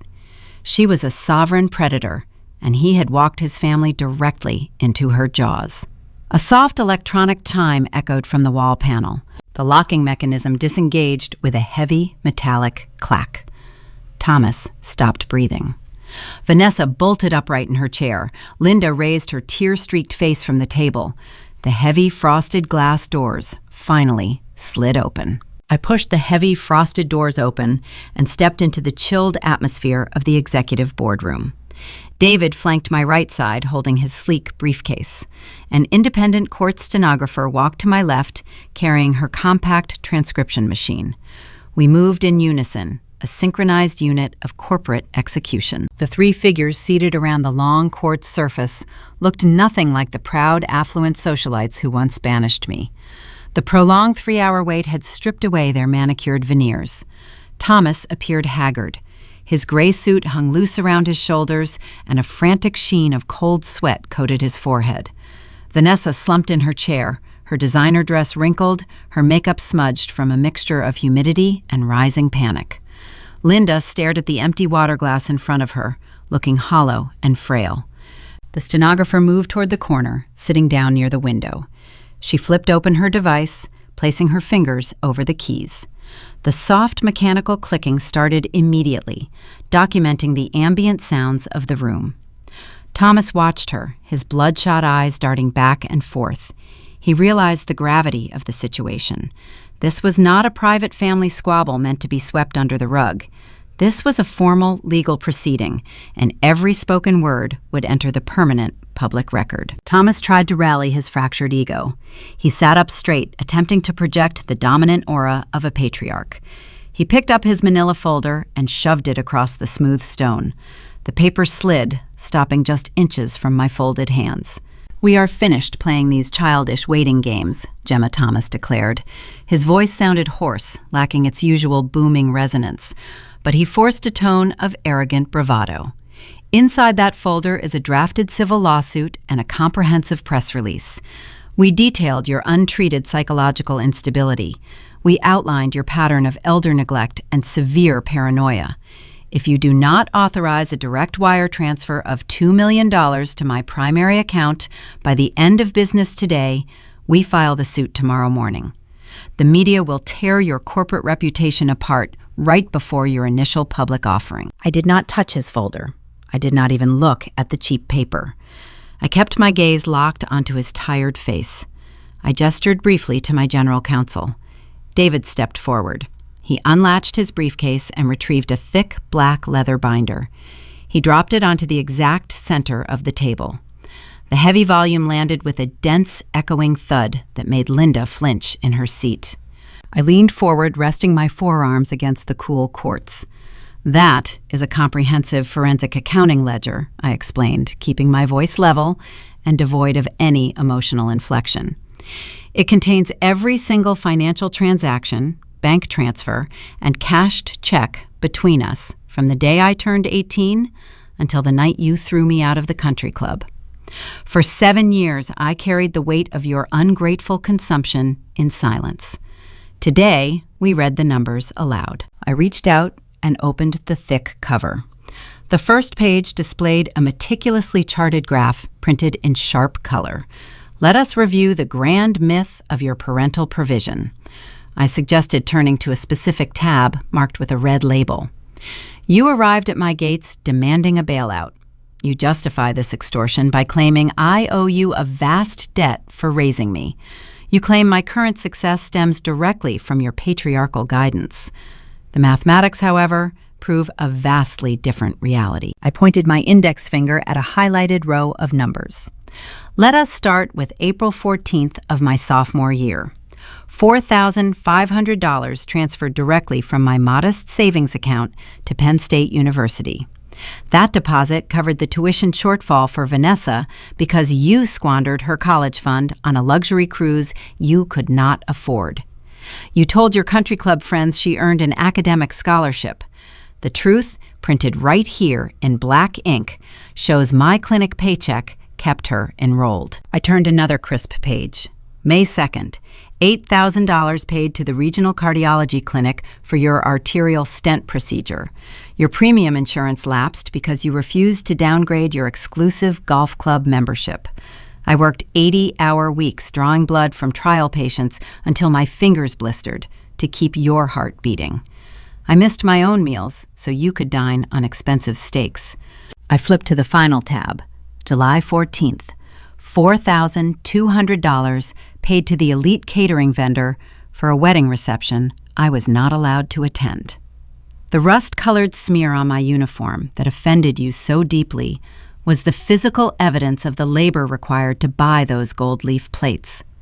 I slept in a chemical storage closet because I could not afford my own rent while funding your affluent illusion. You did not provide for me, Thomas. I financed your entire existence. I bought the very tuxedo you wore when you told the crowd I was an embarrassment." Vanessa stared at the open ledger. Her jaw dropped as the detailed bank routing numbers proved her entire elite education was a product of my grueling clinical overtime. She lived a lie funded by the sister she openly despised. She whispered that the documents were forged, claiming I fabricated the receipts to make them look bad. "The certified bank seals are stamped on every single page," I replied, cutting off her delusion. "You are looking at the exact cost of your vanity." Linda looked down at her hands, unable to meet my gaze, her silent tears leaving wet spots on the table. The foundational narrative they built to justify their toxic entitlement was burning to ash right in front of them. Thomas slammed his fist against the quartz, causing the empty glasses to rattle. "That ancient history means nothing," he shouted, spraying a fine mist of saliva into the air. "We are talking about today. We are talking about the $2 million you will pay right now to keep your name out of the headlines. You cannot erase the public relations disaster I hold in this folder. Your pristine brand will tank. Your investors will flee." I looked at David and nodded once. The counsel stepped forward, buttoning his suit jacket. He reached into his inner pocket and retrieved a certified legal decree bearing a gold judicial seal.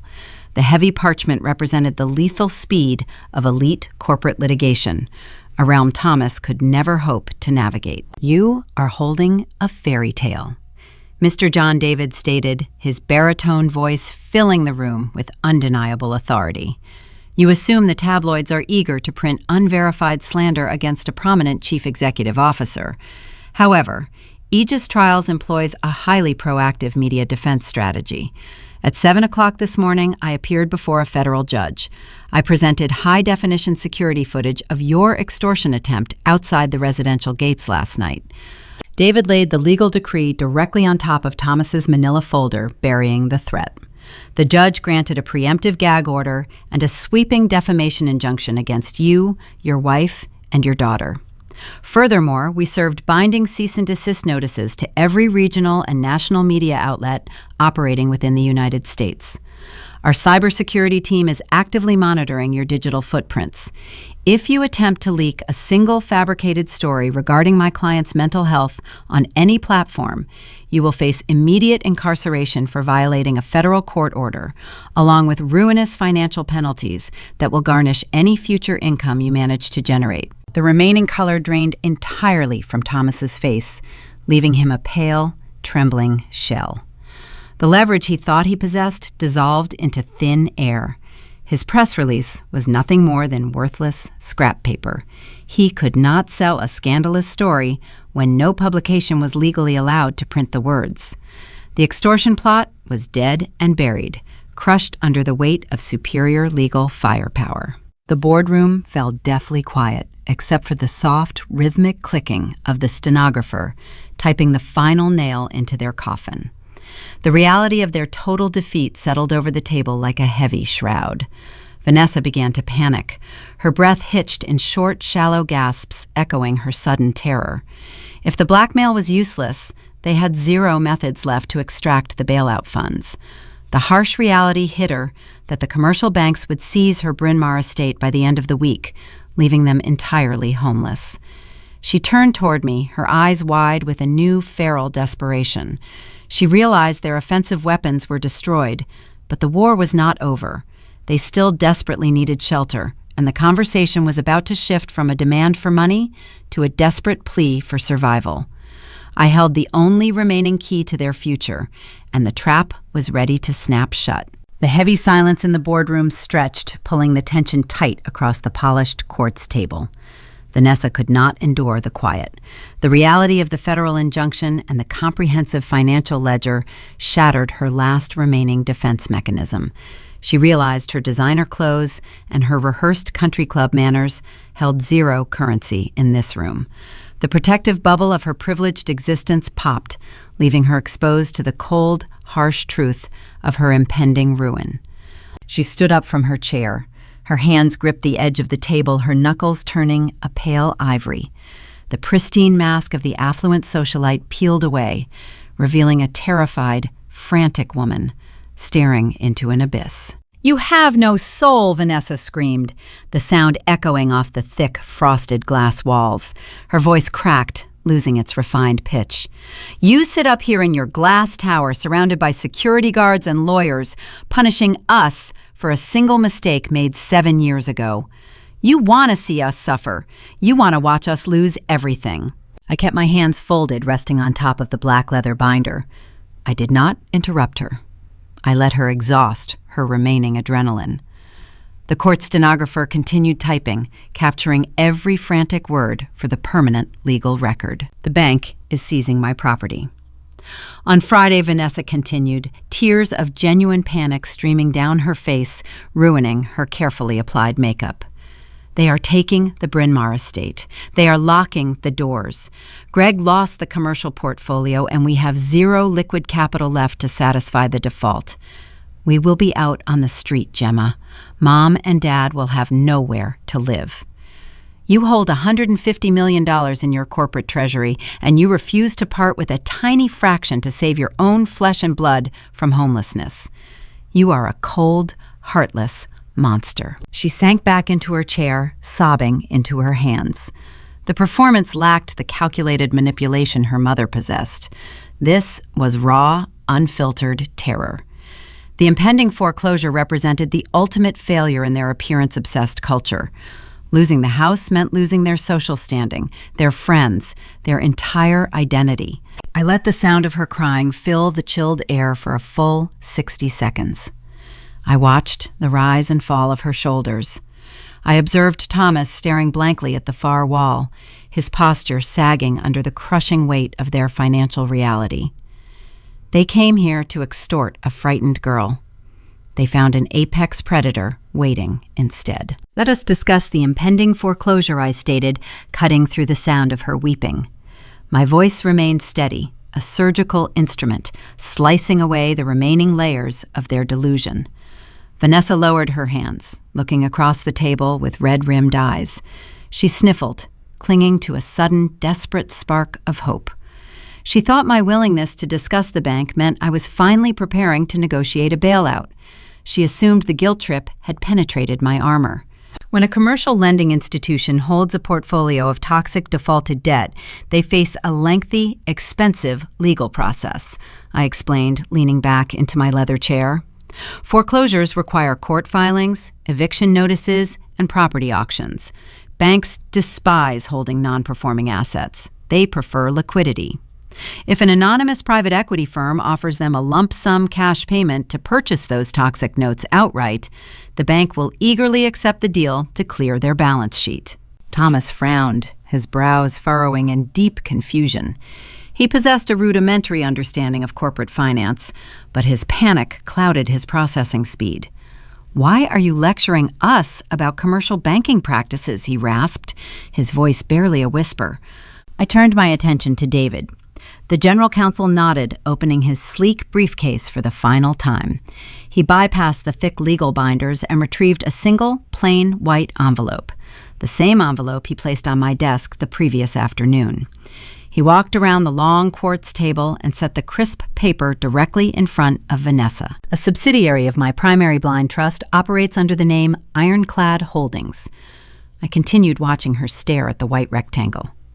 Ironclad Holdings specializes in acquiring distressed regional real estate. Yesterday afternoon, while you were desperately plotting your extortion attempt outside my gates in the rain, my corporate attorneys contacted your primary lender. We offered them a premium cash buyout for every single defaulted note tied to your husband's failed business ventures. We also purchased the residential mortgage attached to the Bryn Mawr property. The spark of hope in Vanessa's eyes extinguished, replaced by a profound, creeping horror. She reached out with a trembling hand and pulled the flap of the envelope open. She slid the heavy parchment out onto the stone surface. The official seal of the county recorder caught the overhead lights. It was the master deed of trust for her sprawling suburban estate. The document bore the certified transfer signatures, finalizing the sale from the commercial bank to Ironclad Holdings.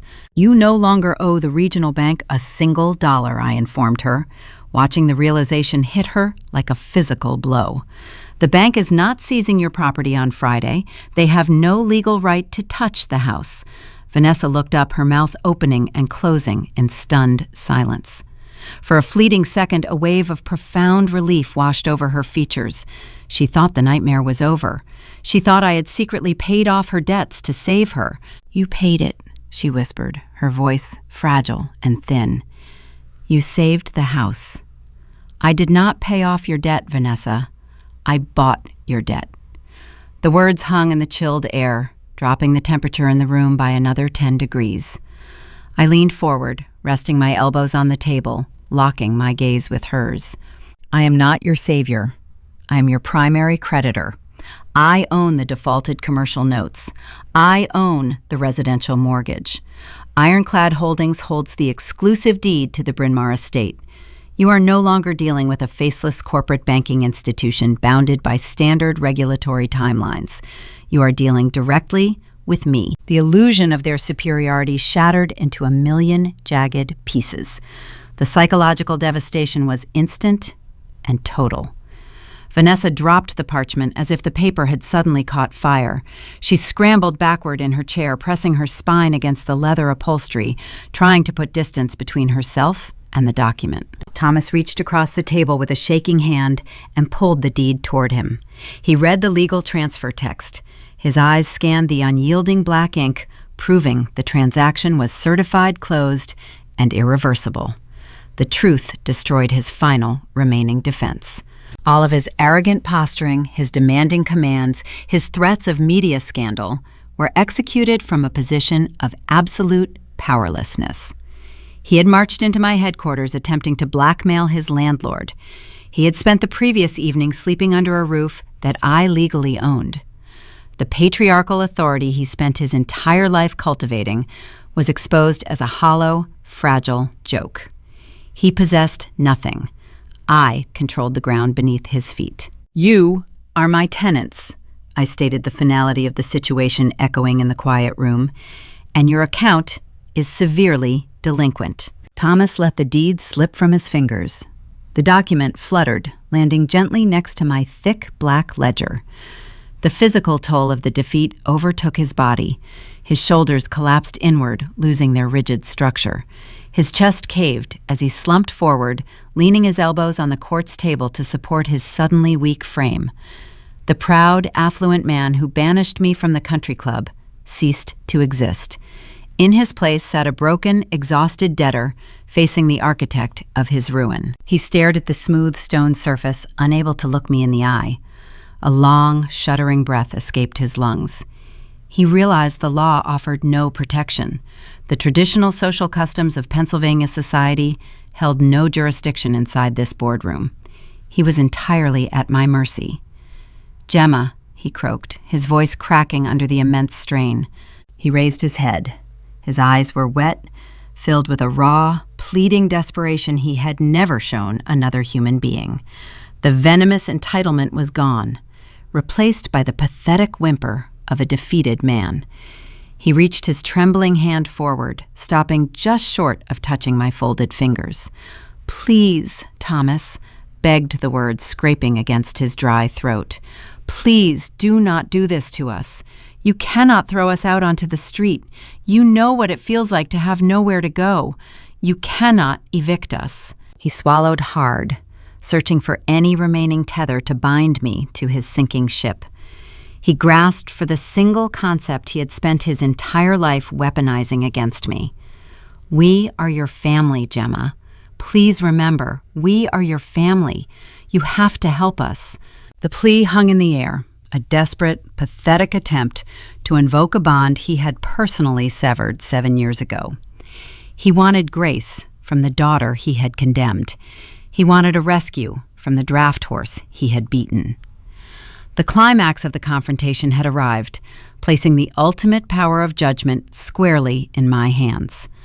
I looked down at his trembling, outstretched fingers, preparing to deliver the final, devastating lesson in accountability. The word family hung in the chilled air. It was a heavy noun, carrying decades of cultural expectations. In the traditional Rust Belt neighborhoods of Pennsylvania, bloodlines dictated unconditional loyalty. The community demanded that you protected your relatives, regardless of their financial transgressions or moral failures. Thomas attempted to wield that rigid cultural rule as a final shield against his impending ruin. He reached his trembling fingers closer to my resting hands.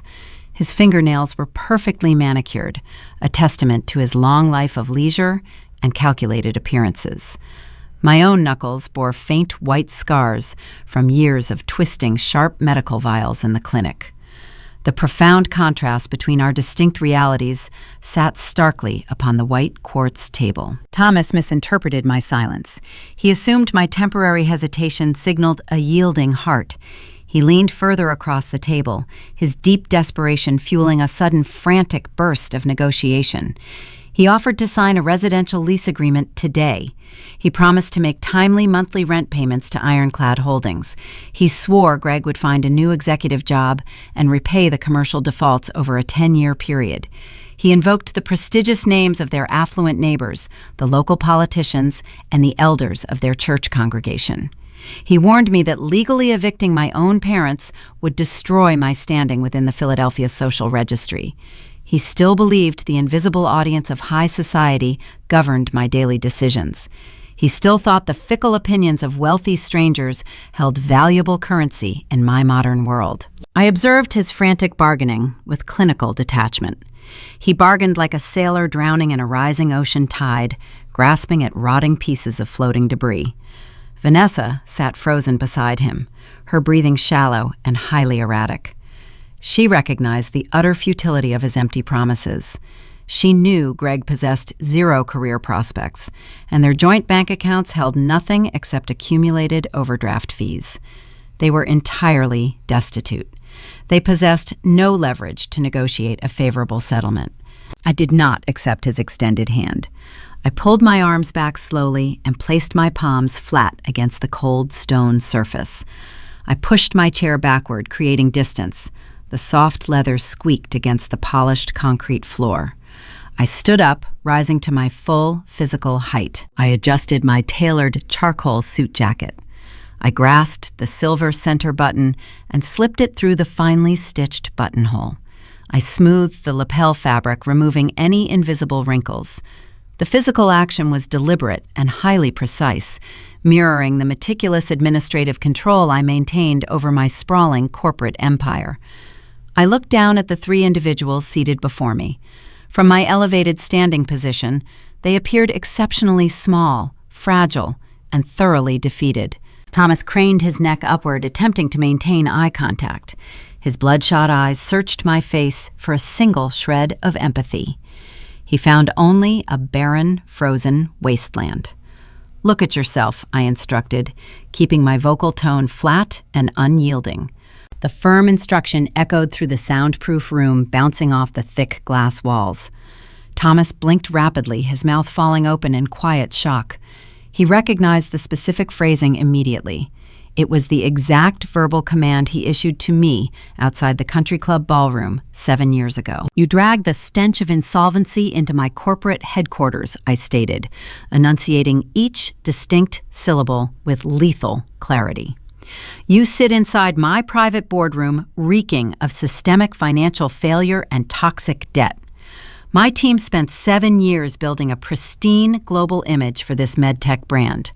We project market stability, technological innovation, and flawless operational execution. You bring domestic chaos, multiple bankruptcies, and severe public humiliation directly to my front doorstep." Vanessa gasped, covering her mouth with both of her trembling hands. The psychological mirroring was brutal and mathematically precise. I was feeding their own vanity back to them, forcing them to swallow the bitter taste of their own historic cruelty. I used the rigid metrics of their beloved appearance-obsessed culture to measure their current worth. By their own standards, they were entirely worthless. "You are an embarrassment." I continued, raising my voice just a fraction to ensure the room acoustics carried the absolute finality of the statement. I have zero available space in my real estate portfolio for non-performing liabilities. Get out of my building. Do not ever return to this commercial property. You are finished in my family." The execution was flawless. I returned the identical rejection he delivered to me on that humid July night. I stripped away his patriarchal authority using the very same societal logic he worshipped for decades. He judged me unworthy because of a rust-colored stain on a nursing uniform. I judged him unworthy because of a ruined corporate balance sheet. Thomas collapsed backward into his expensive leather chair. The remaining fight drained instantly from his aging spine. His chin rested heavy against his chest. He closed his eyes, surrendering to the crushing, inescapable gravity of his total defeat. Linda could not accept the suffocating silence. She had remained largely mute throughout the grueling legal proceeding, playing the traditional role of the passive, supportive wife. The terrifying impending loss of her luxurious Bryn Mawr estate broke her fragile psychological facade. She lunged forward, pressing her thin stomach against the sharp edge of the court's table. "Gemma, please," Linda wailed, her voice shrill and piercing. The raw, naked grief in her throat sounded genuine, born from the terrifying, unfamiliar prospect of urban poverty. "I am your mother. You are my precious daughter. You cannot do this terrible thing to your own mother. We desperately need you." The maternal plea was her final, rusted weapon. She expected the biological bond to magically override the certified legal reality. She demanded the lifelong devotion she never bothered to earn. I looked at the woman who stood silently while I was cast out into the dark, humid night. I looked at the passive mother who allowed her child to sleep on vinyl chairs inside a chemical storage closet so she could effortlessly maintain her exclusive country club membership. I picked up my digital tablet from the desk. I tapped the high-definition screen, illuminating my upcoming afternoon meeting schedule. I did not look back up at her tear-streaked face. "I am on duty," I replied. Those 4 simple words severed the biological tether forever. I prioritized my corporate responsibilities over their basic physical existence.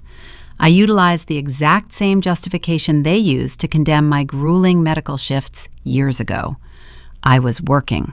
My specialized labor took precedence over their superficial vanity. The court stenographer lifted her fingers from the keys, ending the transcription. The official record concluded. David stepped forward, pulling the heavy frosted glass doors open. The hallway outside revealed 3 members of my private security detail waiting patiently. The next conflict was already taking shape on the horizon. Evicting stubborn, bankrupt tenants required physical enforcement, and I needed to prepare Aegis trials for the impending media fallout of seizing my family estate. The war was officially entering its final administrative phase. 3 broad men wearing dark charcoal suits stepped into the chilled boardroom. Vanessa watched them move with quiet, synchronized precision. They did not shout. They did not brandish weapons. They simply stood behind her chair, projecting a calm, lethal authority. The lead director, Carter, gestured toward the frosted glass exit. Vanessa stood up. Her designer heels caught on the edge of the thick carpet, causing her to stumble forward. No one reached out to steady her. Thomas rose from his seat, his face a pale mask of profound defeat. He looked 10 years older than he had upon arrival. Linda followed, keeping her head bowed, her shoulders shaking with silent sobs. The walk down the executive hallway felt like a funeral procession. The modern, abstract art on the walls blurred together. Vanessa focused on the rhythmic squeak of her own shoes against the polished stone floor.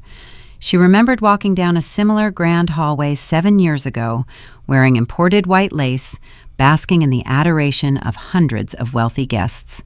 She had felt invincible that night, believing her affluent status was an eternal birthright. Today, she walked as a condemned prisoner, banished from the sanctuary of true power. They entered the private elevator. The stainless steel doors slid shut, severing them from the executive suite. The descent was rapid and stomach-churning. The digital floor indicator flashed downward in rapid succession. Nobody spoke.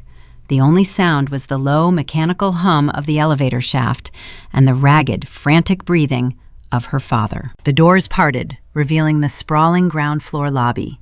The afternoon sun poured through the towering windows, casting long, bright beams across the white marble. Vanessa kept her eyes focused straight ahead, hoping to avoid the gaze of the corporate receptionists. She felt stripped naked, exposed to the harsh light of reality. Carter guided them through a side exit, bypassing the main revolving doors. They stepped out into the humid air of the visitor parking garage. The scent of hot asphalt and car exhaust filled her lungs. Thomas walked slowly toward his dented silver sedan, pulling the keys from his pocket with a trembling hand. "Wait," Carter instructed. The three of them turned around. The security director held 3 thick manila envelopes. He extended his arm, offering the first packet to Thomas. The patriarch stared at the brown paper, refusing to take it. Carter simply dropped the envelope onto the hood of the sedan. It landed with a heavy, unmistakable slap. He tossed the second packet meant for Greg next to it. He handed the final envelope directly to Vanessa. She looked down at the printed label. The return address belonged to the Municipal Housing Authority acting on behalf of Ironclad Holdings. She tore the paper flap open, sliding the documents into the dim light of the garage. It was a formal notice to quit, a certified legal eviction order. The bold black letters commanded all occupants to vacate the Bryn Mawr premises within 72 hours. The document cited the finalized purchase of the defaulted commercial notes and the immediate assumption of the residential deed. There was no standard 30-day grace period. Gemma had utilized a specialized commercial eviction clause designed for abandoned corporate assets, effectively classifying them as hostile squatters. 72 hours, Vanessa whispered the words, tasting like ash in her dry mouth. She looked up at Carter. "We cannot pack an entire estate in 3 days. Where are we supposed to go?" Carter maintained a blank professional expression. "That is not a concern of Aegis Trials or its subsidiaries," he stated, turning on his heel and walking back toward the building entrance. "If the property remains occupied past the deadline, local law enforcement will execute a physical removal." Vanessa sank into the back seat of the sedan. The leather upholstery felt hot and suffocating. Thomas started the engine, the old motor grinding in protest before catching. He navigated the car out of the parking structure, driving aimlessly into the heavy Philadelphia traffic. Vanessa pulled her cell phone from her purse. She needed an escape route. Her entire life revolved around an intricate web of social connections. She belonged to the most exclusive country club in the state. She attended charity galas and hosted lavish dinner parties. She assumed her vast network of affluent friends would offer shelter, or at least temporary financial grace. She opened her messaging application. She drafted a text to her closest confidant, a woman named Caroline, whose husband sat on the city council. Vanessa explained they needed a guest house for a few weeks due to a minor banking error. She pressed send. The message delivered. She watched the screen, waiting for the familiar typing bubble to appear. 5 minutes passed. 10 minutes passed. Caroline read the message but offered zero reply. Vanessa switched to her email inbox. A new, unread message sat at the top of the queue. The sender was the membership director of the Oakmont Valley Country Club. She tapped the subject line. The brief digital letter informed her that due to public reports of severe financial insolvency and the subsequent bankruptcy filings, all family privileges were permanently revoked, effective immediately. The board of directors wished them well in their future endeavors. A cold, paralyzing dread wrapped around her chest. The news of Greg's commercial default had leaked into the tight-knit community. In the Rust Belt, high society poverty operated like a highly contagious disease. The moment the pristine facade cracked, the community enacted a brutal quarantine. They did not offer empathy or second chances. They severed ties to protect their own fragile status. She dialed Greg's number. The call went straight to a generic voicemail box. He was hiding, avoiding the creditors, and abandoning her to face the fallout alone. "We have nothing." Vanessa stated aloud the sheer magnitude of the devastation, finally breaking through her denial. She stared at the back of her father's head. They canceled the club memberships, Caroline ignored my message. Everyone knows we are ruined. Thomas gripped the steering wheel, his knuckles bone white. He did not offer a comforting paternal lie. He possessed zero solutions. The patriarchal authority he spent decades curating was exposed as a hollow, fragile illusion. He had groomed Vanessa to prioritize aesthetic wealth over actual character, teaching her that loyalty was transactional and love required a pristine public image. Now, those exact toxic lessons were coming back to consume them. They drove through the imposing iron gates of the Bryn Mawr estate. The sprawling brick mansion sat nestled among perfectly manicured oak trees. It looked like a fortress of untouchable privilege. But as Vanessa stepped out of the car, the grand house transformed before her eyes. It was no longer a sanctuary. It was a ticking time bomb. The walls belonged to Gemma. The ground belonged to Gemma. Every blade of grass served as a reminder of their catastrophic defeat. Linda walked up the stone steps. Her posture stooped like an ancient widow. She unlocked the heavy oak door, stepping into the vast, quiet foyer. The crystal chandelier hung above them, casting fractured light across the imported hardwood floors. "What do we pack?" Linda asked, her voice a hollow whisper echoing in the large, empty space. "How do we fit our lives into boxes in 3 days?" Vanessa looked around the grand entrance hall. She saw the expensive oil paintings, the antique vases, the custom velvet furniture. None of it mattered. The material wealth was a trap, designed to keep them docile and ignorant. They had spent their entire lives judging others based on these fragile objects.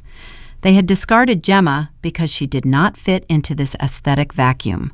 Gemma did not need to shout. She did not need to throw a physical punch or engage in a dramatic screaming match. She defeated them using the precise, impenetrable legal boundaries they had forced her to learn. When they locked her out in the cold, they taught her how to build walls. She simply built better walls and locked them on the outside. The psychological destruction was absolute. Vanessa realized her entire identity was tied to a zip code she no longer owned and a social circle that had already erased her name from their contact lists. She was a ghost, haunting her own life. A sharp knock on the front door shattered the quiet misery of the foyer. The sound echoed like a gunshot. Vanessa froze, her heart hammering against her ribs. Thomas turned around, his face pale with fresh terror. 72 hours had not yet passed. The new conflict stood waiting on the front porch, demanding immediate attention. If local law enforcement was already here to enforce the eviction order, they would have to face the ultimate humiliation of being dragged out onto the lawn in broad daylight while their affluent neighbors watched from behind drawn curtains. The final shred of their dignity hung in the balance as Thomas slowly reached for the brass doorknob.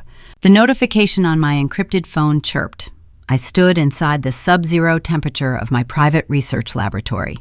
Carter sent a brief text message confirming the delivery of the secondary legal notices at the Bryn Mawr property. The sharp knock Vanessa heard on her front door was not the local police force. I did not need to send armed officers to execute a public humiliation.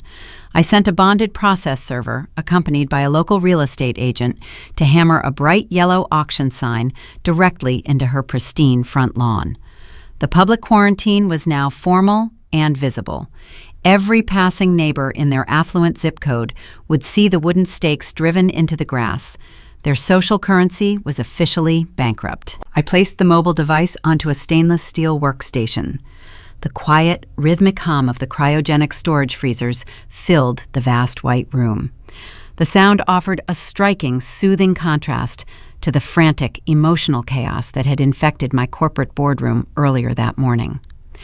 7 years ago, I sought refuge in a cramped clinic break room, smelling of cheap bleach and burnt microwave popcorn. I hid from the world, terrified of my own shadow, desperate to earn a sliver of affection from people who viewed me as a disposable utility.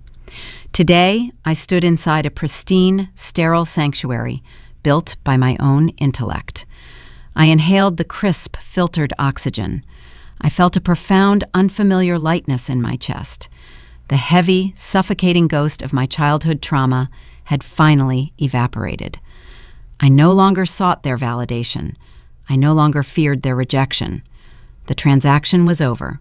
The laboratory represented everything my family despised. It was cold, calculating, and governed by the unyielding laws of mathematics and biology. There was no room for vanity here. There was no space for manufactured social standing or toxic patriarchal pride. A line of code either functioned properly or it failed. A clinical trial either produced viable cellular data or it collapsed under peer review.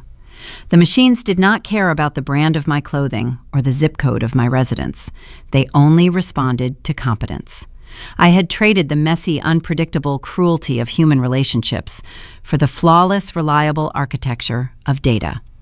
Every glowing diode and every spinning cooling fan served as a testament to my survival. I walked along the aisle of the primary server racks, feeling the gentle vibration of the processors through the thick rubber soles of my shoes. The servers held the medical futures of countless trial patients, relying on my algorithms to deliver life-saving diagnostic results. The secure door hissed open behind me. David walked into the laboratory holding a thick leather portfolio. He wore a crisp white shirt, having discarded his suit jacket after the grueling morning negotiations.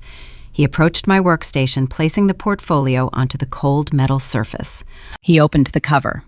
The initial public offering registration statement sat, ready for my signature. This document represented the culmination of a decade of relentless labor.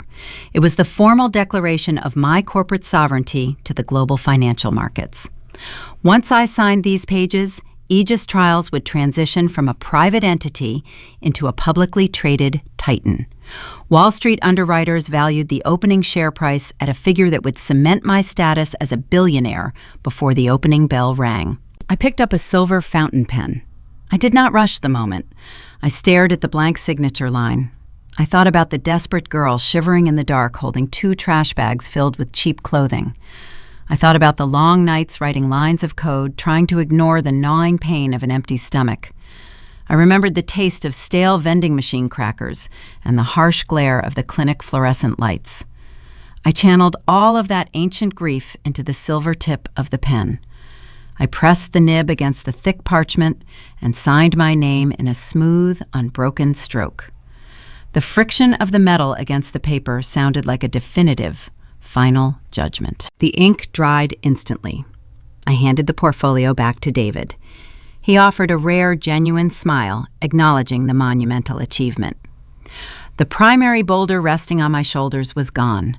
The family betrayal that defined my early 20s no longer dictated my future. I had extracted the poison from the deep wound.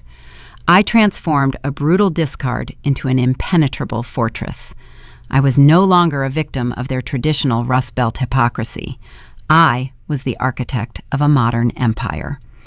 I stood victorious at the very top of the mountain, looking down at the scattered ashes of my past. My internal transformation was now physical and permanent. I looked at my reflection in the polished steel cabinet doors.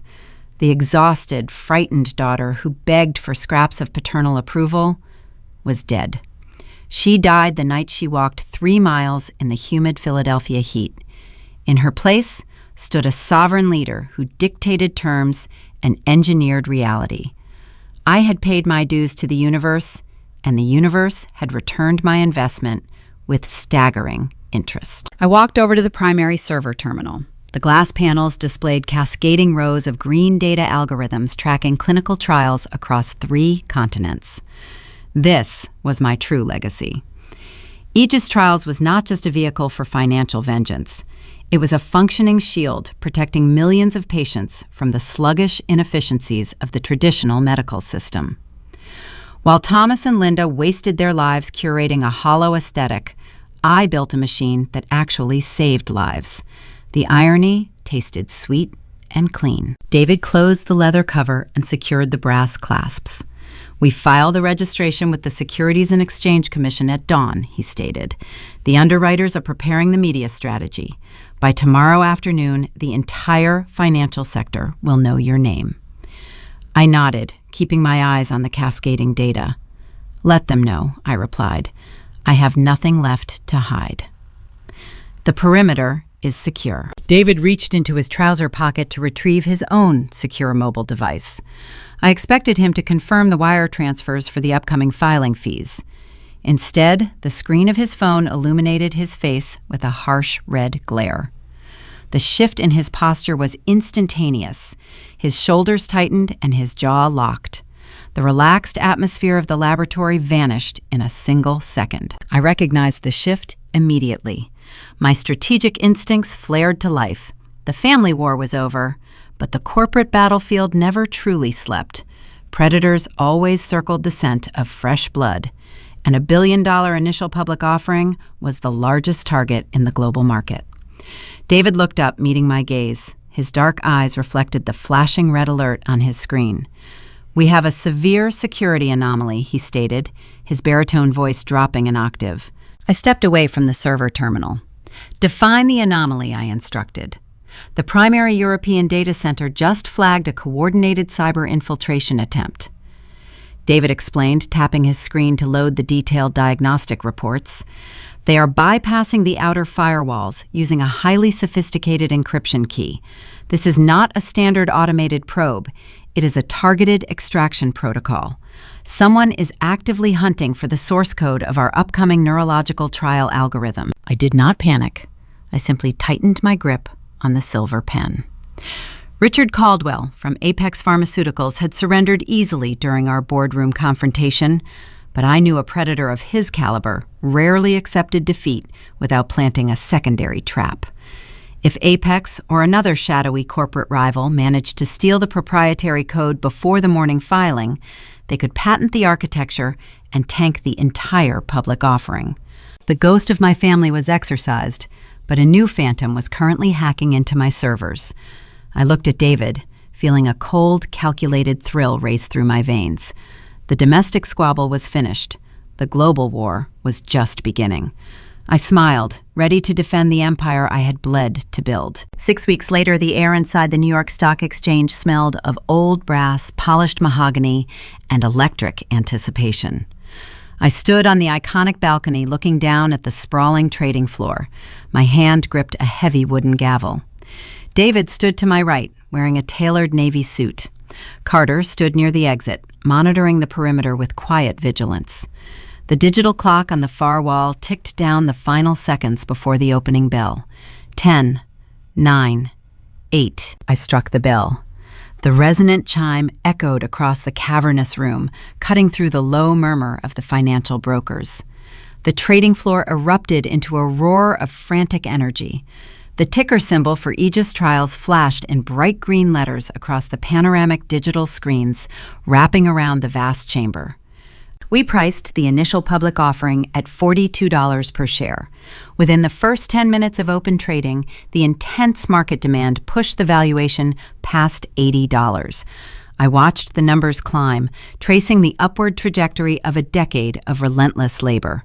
The financial analysts on the floor pointed at the screens, shouting instructions into their headsets. In less than an hour, my personal net worth crossed the $10 billion threshold. The medtech startup I built in a windowless room above a Philadelphia dry cleaner was now a global financial juggernaut. I turned away from the balcony and walked into the private executive suite behind the podium. I poured a glass of sparkling water. I thought briefly about the past. The Bryn Mawr estate no longer belonged to Ironclad Holdings. I ordered the property liquidated 2 weeks ago. A commercial developer purchased the land and demolished the brick mansion to build a high-end medical research facility. Thomas, Linda, and Vanessa vanished into the obscure margins of society. They relocated to a small rented apartment in a distant county, stripped of their country club memberships and their unearned prestige. The ledger was permanently closed. The rust-colored stain on my old nursing scrubs was finally washed away by the relentless tide of corporate progress. The successful public offering acted as a powerful catalyst. Aegis Trials expanded across international borders with breathtaking speed. We opened secondary command centers in London, Zurich, and Tokyo. My proprietary algorithm became the gold standard for clinical diagnostic processing worldwide. I commanded a vast network of scientists, data engineers, and legal strategists. We insulated the global medical supply chain, protecting trial data from bureaucratic friction and human error. I spent my days analyzing international regulatory frameworks and acquiring smaller technology firms to fold into my growing portfolio. The exhausting scramble for survival transformed into the meticulous administration of a worldwide empire. Late October brought a bitter chill to the Pennsylvania hills. I stood inside my private laboratory at the Philadelphia headquarters. The room remained my sanctuary. The servers hummed with a steady, reliable rhythm, processing millions of secure diagnostic files from our new European partners. The transition from a local enterprise to a publicly traded titan required intense vigilance. We hired elite cybersecurity experts to fortify the digital perimeter. I no longer worried about traditional family extortion. I focused on international corporate espionage. The encrypted monitor on my primary workstation flashed a sudden warning. A yellow caution banner crawled across the high-definition screen, breaking the steady flow of green diagnostic data. David entered the laboratory a moment later. His footsteps sounded heavy against the polished concrete floor. He did not carry a leather portfolio or a celebratory financial report. He held a secure tablet displaying lines of raw, frantic code. "We have a breach." David stated, his baritone voice tight with focused tension. "It is not a domestic competitor. Caldwell and Apex Pharmaceuticals do not possess this level of digital architecture. The attack is targeting our new European data hub in Geneva." I walked over to the terminal, analyzing the cascading lines of data. This was not a blunt force entry. It was an elegant, surgical strike. The hostile program bypassed our quantum firewalls using a polymorphic encryption key. The invasive code morphed and adapted every 3 seconds, evading our automated defense protocols.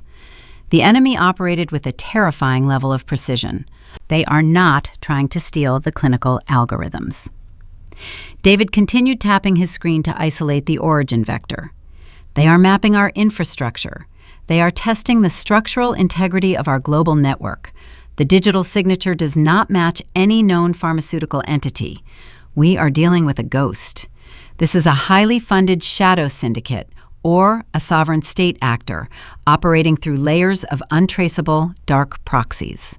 The realization settled over the chilled room. I had spent 7 years fighting a domestic war against toxic vanity and unearned entitlement.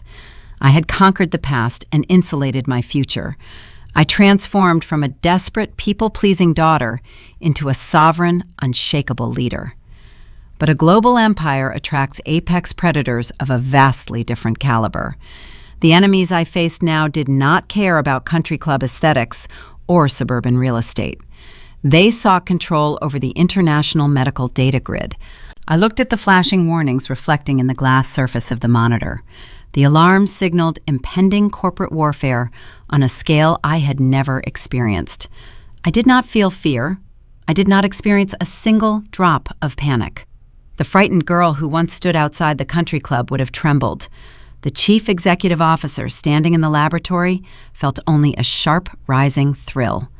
The Iron Fortress was built for this exact purpose. I turned to David. My reflection in the dark glass showed a calm, focused commander. "Lock down the Geneva grid," I instructed, keeping my tone light and razor sharp. "Reroute the critical files through the Zurich proxy and isolate the infected servers. Let them map the decoy architecture." David nodded, his fingers flying across the encrypted tablet, executing the commands. "You want to study their attack patterns. I want to hunt them," I replied. I adjusted the cuffs of my tailored suit. A slow, deliberate smile spread across my face. The family saga was a grueling training ground. It taught me how to identify leverage, how to build impenetrable walls, and how to execute a flawless counterstrike. The domestic chapter of my life had concluded in total victory. Looking at the hostile code invading my empire, I knew the true journey was just beginning. I was ready for the next war. We often look at the American dream through a lens of material accumulation, measuring a family's success by the manicured perfection of their front lawn, the prestige of their zip code, and the seamless choreography of their public milestones. We are raised on the myth that the traditional family structure is an impenetrable sanctuary of unconditional support. But the story of Gemma and the spectacular collapse of her family's facade invites us to pause. It invites us to look beneath the floorboards of our own homes. As someone who walks a spiritual path, a practitioner seeking to cultivate wisdom, morality, and resilience in a society increasingly distracted by hollow aesthetics, I see Gemma's journey not merely as a corporate revenge narrative, but as a profound spiritual cautionary tale. It is a mirror held up to the transactional nature of modern relationships, asking us what it truly means to raise a family in a culture obsessed with appearances. In many tight-knit American communities, particularly those rooted in prideful, hardworking traditionalism, the emphasis on public perception can slowly poison the well of domestic life. For parents, the message echoing from this story is a quiet, urgent plea for profound emotional awareness. We are conditioned to believe that providing for our children means orchestrating their success for the world to applaud. Yet, in the blind pursuit of this vanity, it is dangerously easy to reduce a child to a mere utility.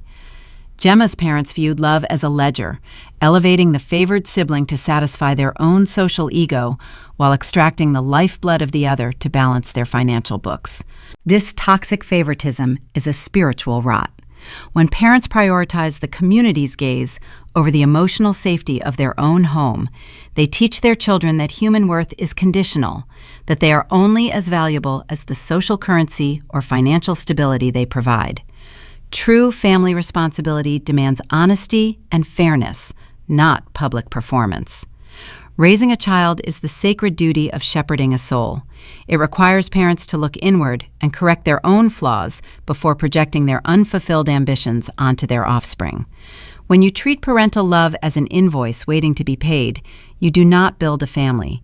You build a fragile corporation destined for emotional bankruptcy.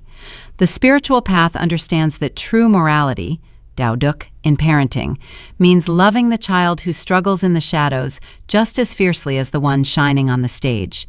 It means cultivating an environment where honesty replaces hypocrisy, where a child is allowed to be human rather than a silent prop in a suburban theater. For the youth, young adults navigating the heavy expectations of a transactional family dynamic, Gemma's story is a masterclass in internal cultivation. In American culture, the eldest or most capable child is often burdened with the role of the fixer, expected to sacrifice their own peace to maintain the family's illusion of harmony. The message here is not simply to become ruthless or to hoard wealth. The deeper lesson is about reclaiming your sovereignty. When the people meant to protect you discard you, the natural instinct is to crumble, to internalize their rejection as your own fundamental flaw. But the spiritual practitioner teaches us that suffering can serve as the forge for immense wisdom. Three Twe. Gemma did not surrender to despair, nor did she act out of chaotic rage. She turned inward. She cultivated an unbreakable willpower. Ni Luk. She focused on her own growth, channeling her trauma into extreme competence. You cannot control the family you are born into, nor can you force them to recognize your intrinsic worth, but you hold absolute authority over your own internal architecture. This is the essence of self-correction, Tu Sua Jing Ming. By choosing discipline over destruction, by educating yourself, working diligently, and setting unyielding boundaries, you insulate your spirit. You build a life so rich in purpose and integrity that the toxic noise of your past simply cannot breach your walls. Your greatest victory is not the destruction of your enemies. It is your own thriving, unbothered existence. It is the realization that you are the author of your own destiny, untethered from the ledgers of those who failed to value you. Looking at the broader tapestry of our modern society, we see a world starving for this kind of quiet authenticity. We are drowning in an era where curated digital illusions are prized above quiet integrity. The spiritual lens reveals that chasing external validation is a pursuit of ghosts. When we constantly look outward for societal approval, we starve our inner lives. Gemma's parents lost their home and their dignity, not because of Gemma's actions, but because they built their entire foundation on the shifting, unreliable sands of public opinion. They lacked the internal morality to recognize the diamond they held in their own hands. If we wish to heal our communities and nurture the next generation, we must stop curating our lives for the audience and start doing the grueling, silent work of cultivating our own character. These are the quiet, often painful lessons that echo in the empty spaces of our lives, teaching us the loudest truths about human nature. If you find yourself navigating the complex waters of family dynamics, betrayal, and the slow, steady pursuit of personal justice, you are not walking that path alone. We explore these deep, transformative narratives every day. Drop a comment below sharing your own experiences with setting boundaries, and be sure to subscribe to Morning Revenge for more journeys that challenge the way we define loyalty, love, and survival. We are told from the moment we can speak that blood is an unbreakable covenant. Conventional American wisdom dictates that family is the ultimate sanctuary, that forgiveness is mandatory, and that maintaining the family unit is the highest moral good, regardless of the cost to one's own soul. But the universe operates on the uncompromising law of cause and effect. Perhaps the most profound act of spiritual clarity is recognizing that some bridges are meant to be burned. Sometimes the highest form of love you can offer a toxic family is the cold, absolute consequence of their own actions. By refusing to shield them from the reality they created, you grant them the only genuine opportunity they will ever have to wake up. We spend our lives terrified of being orphaned by our families, never stopping to consider that walking away might be the exact moment we finally learn how to parent ourselves.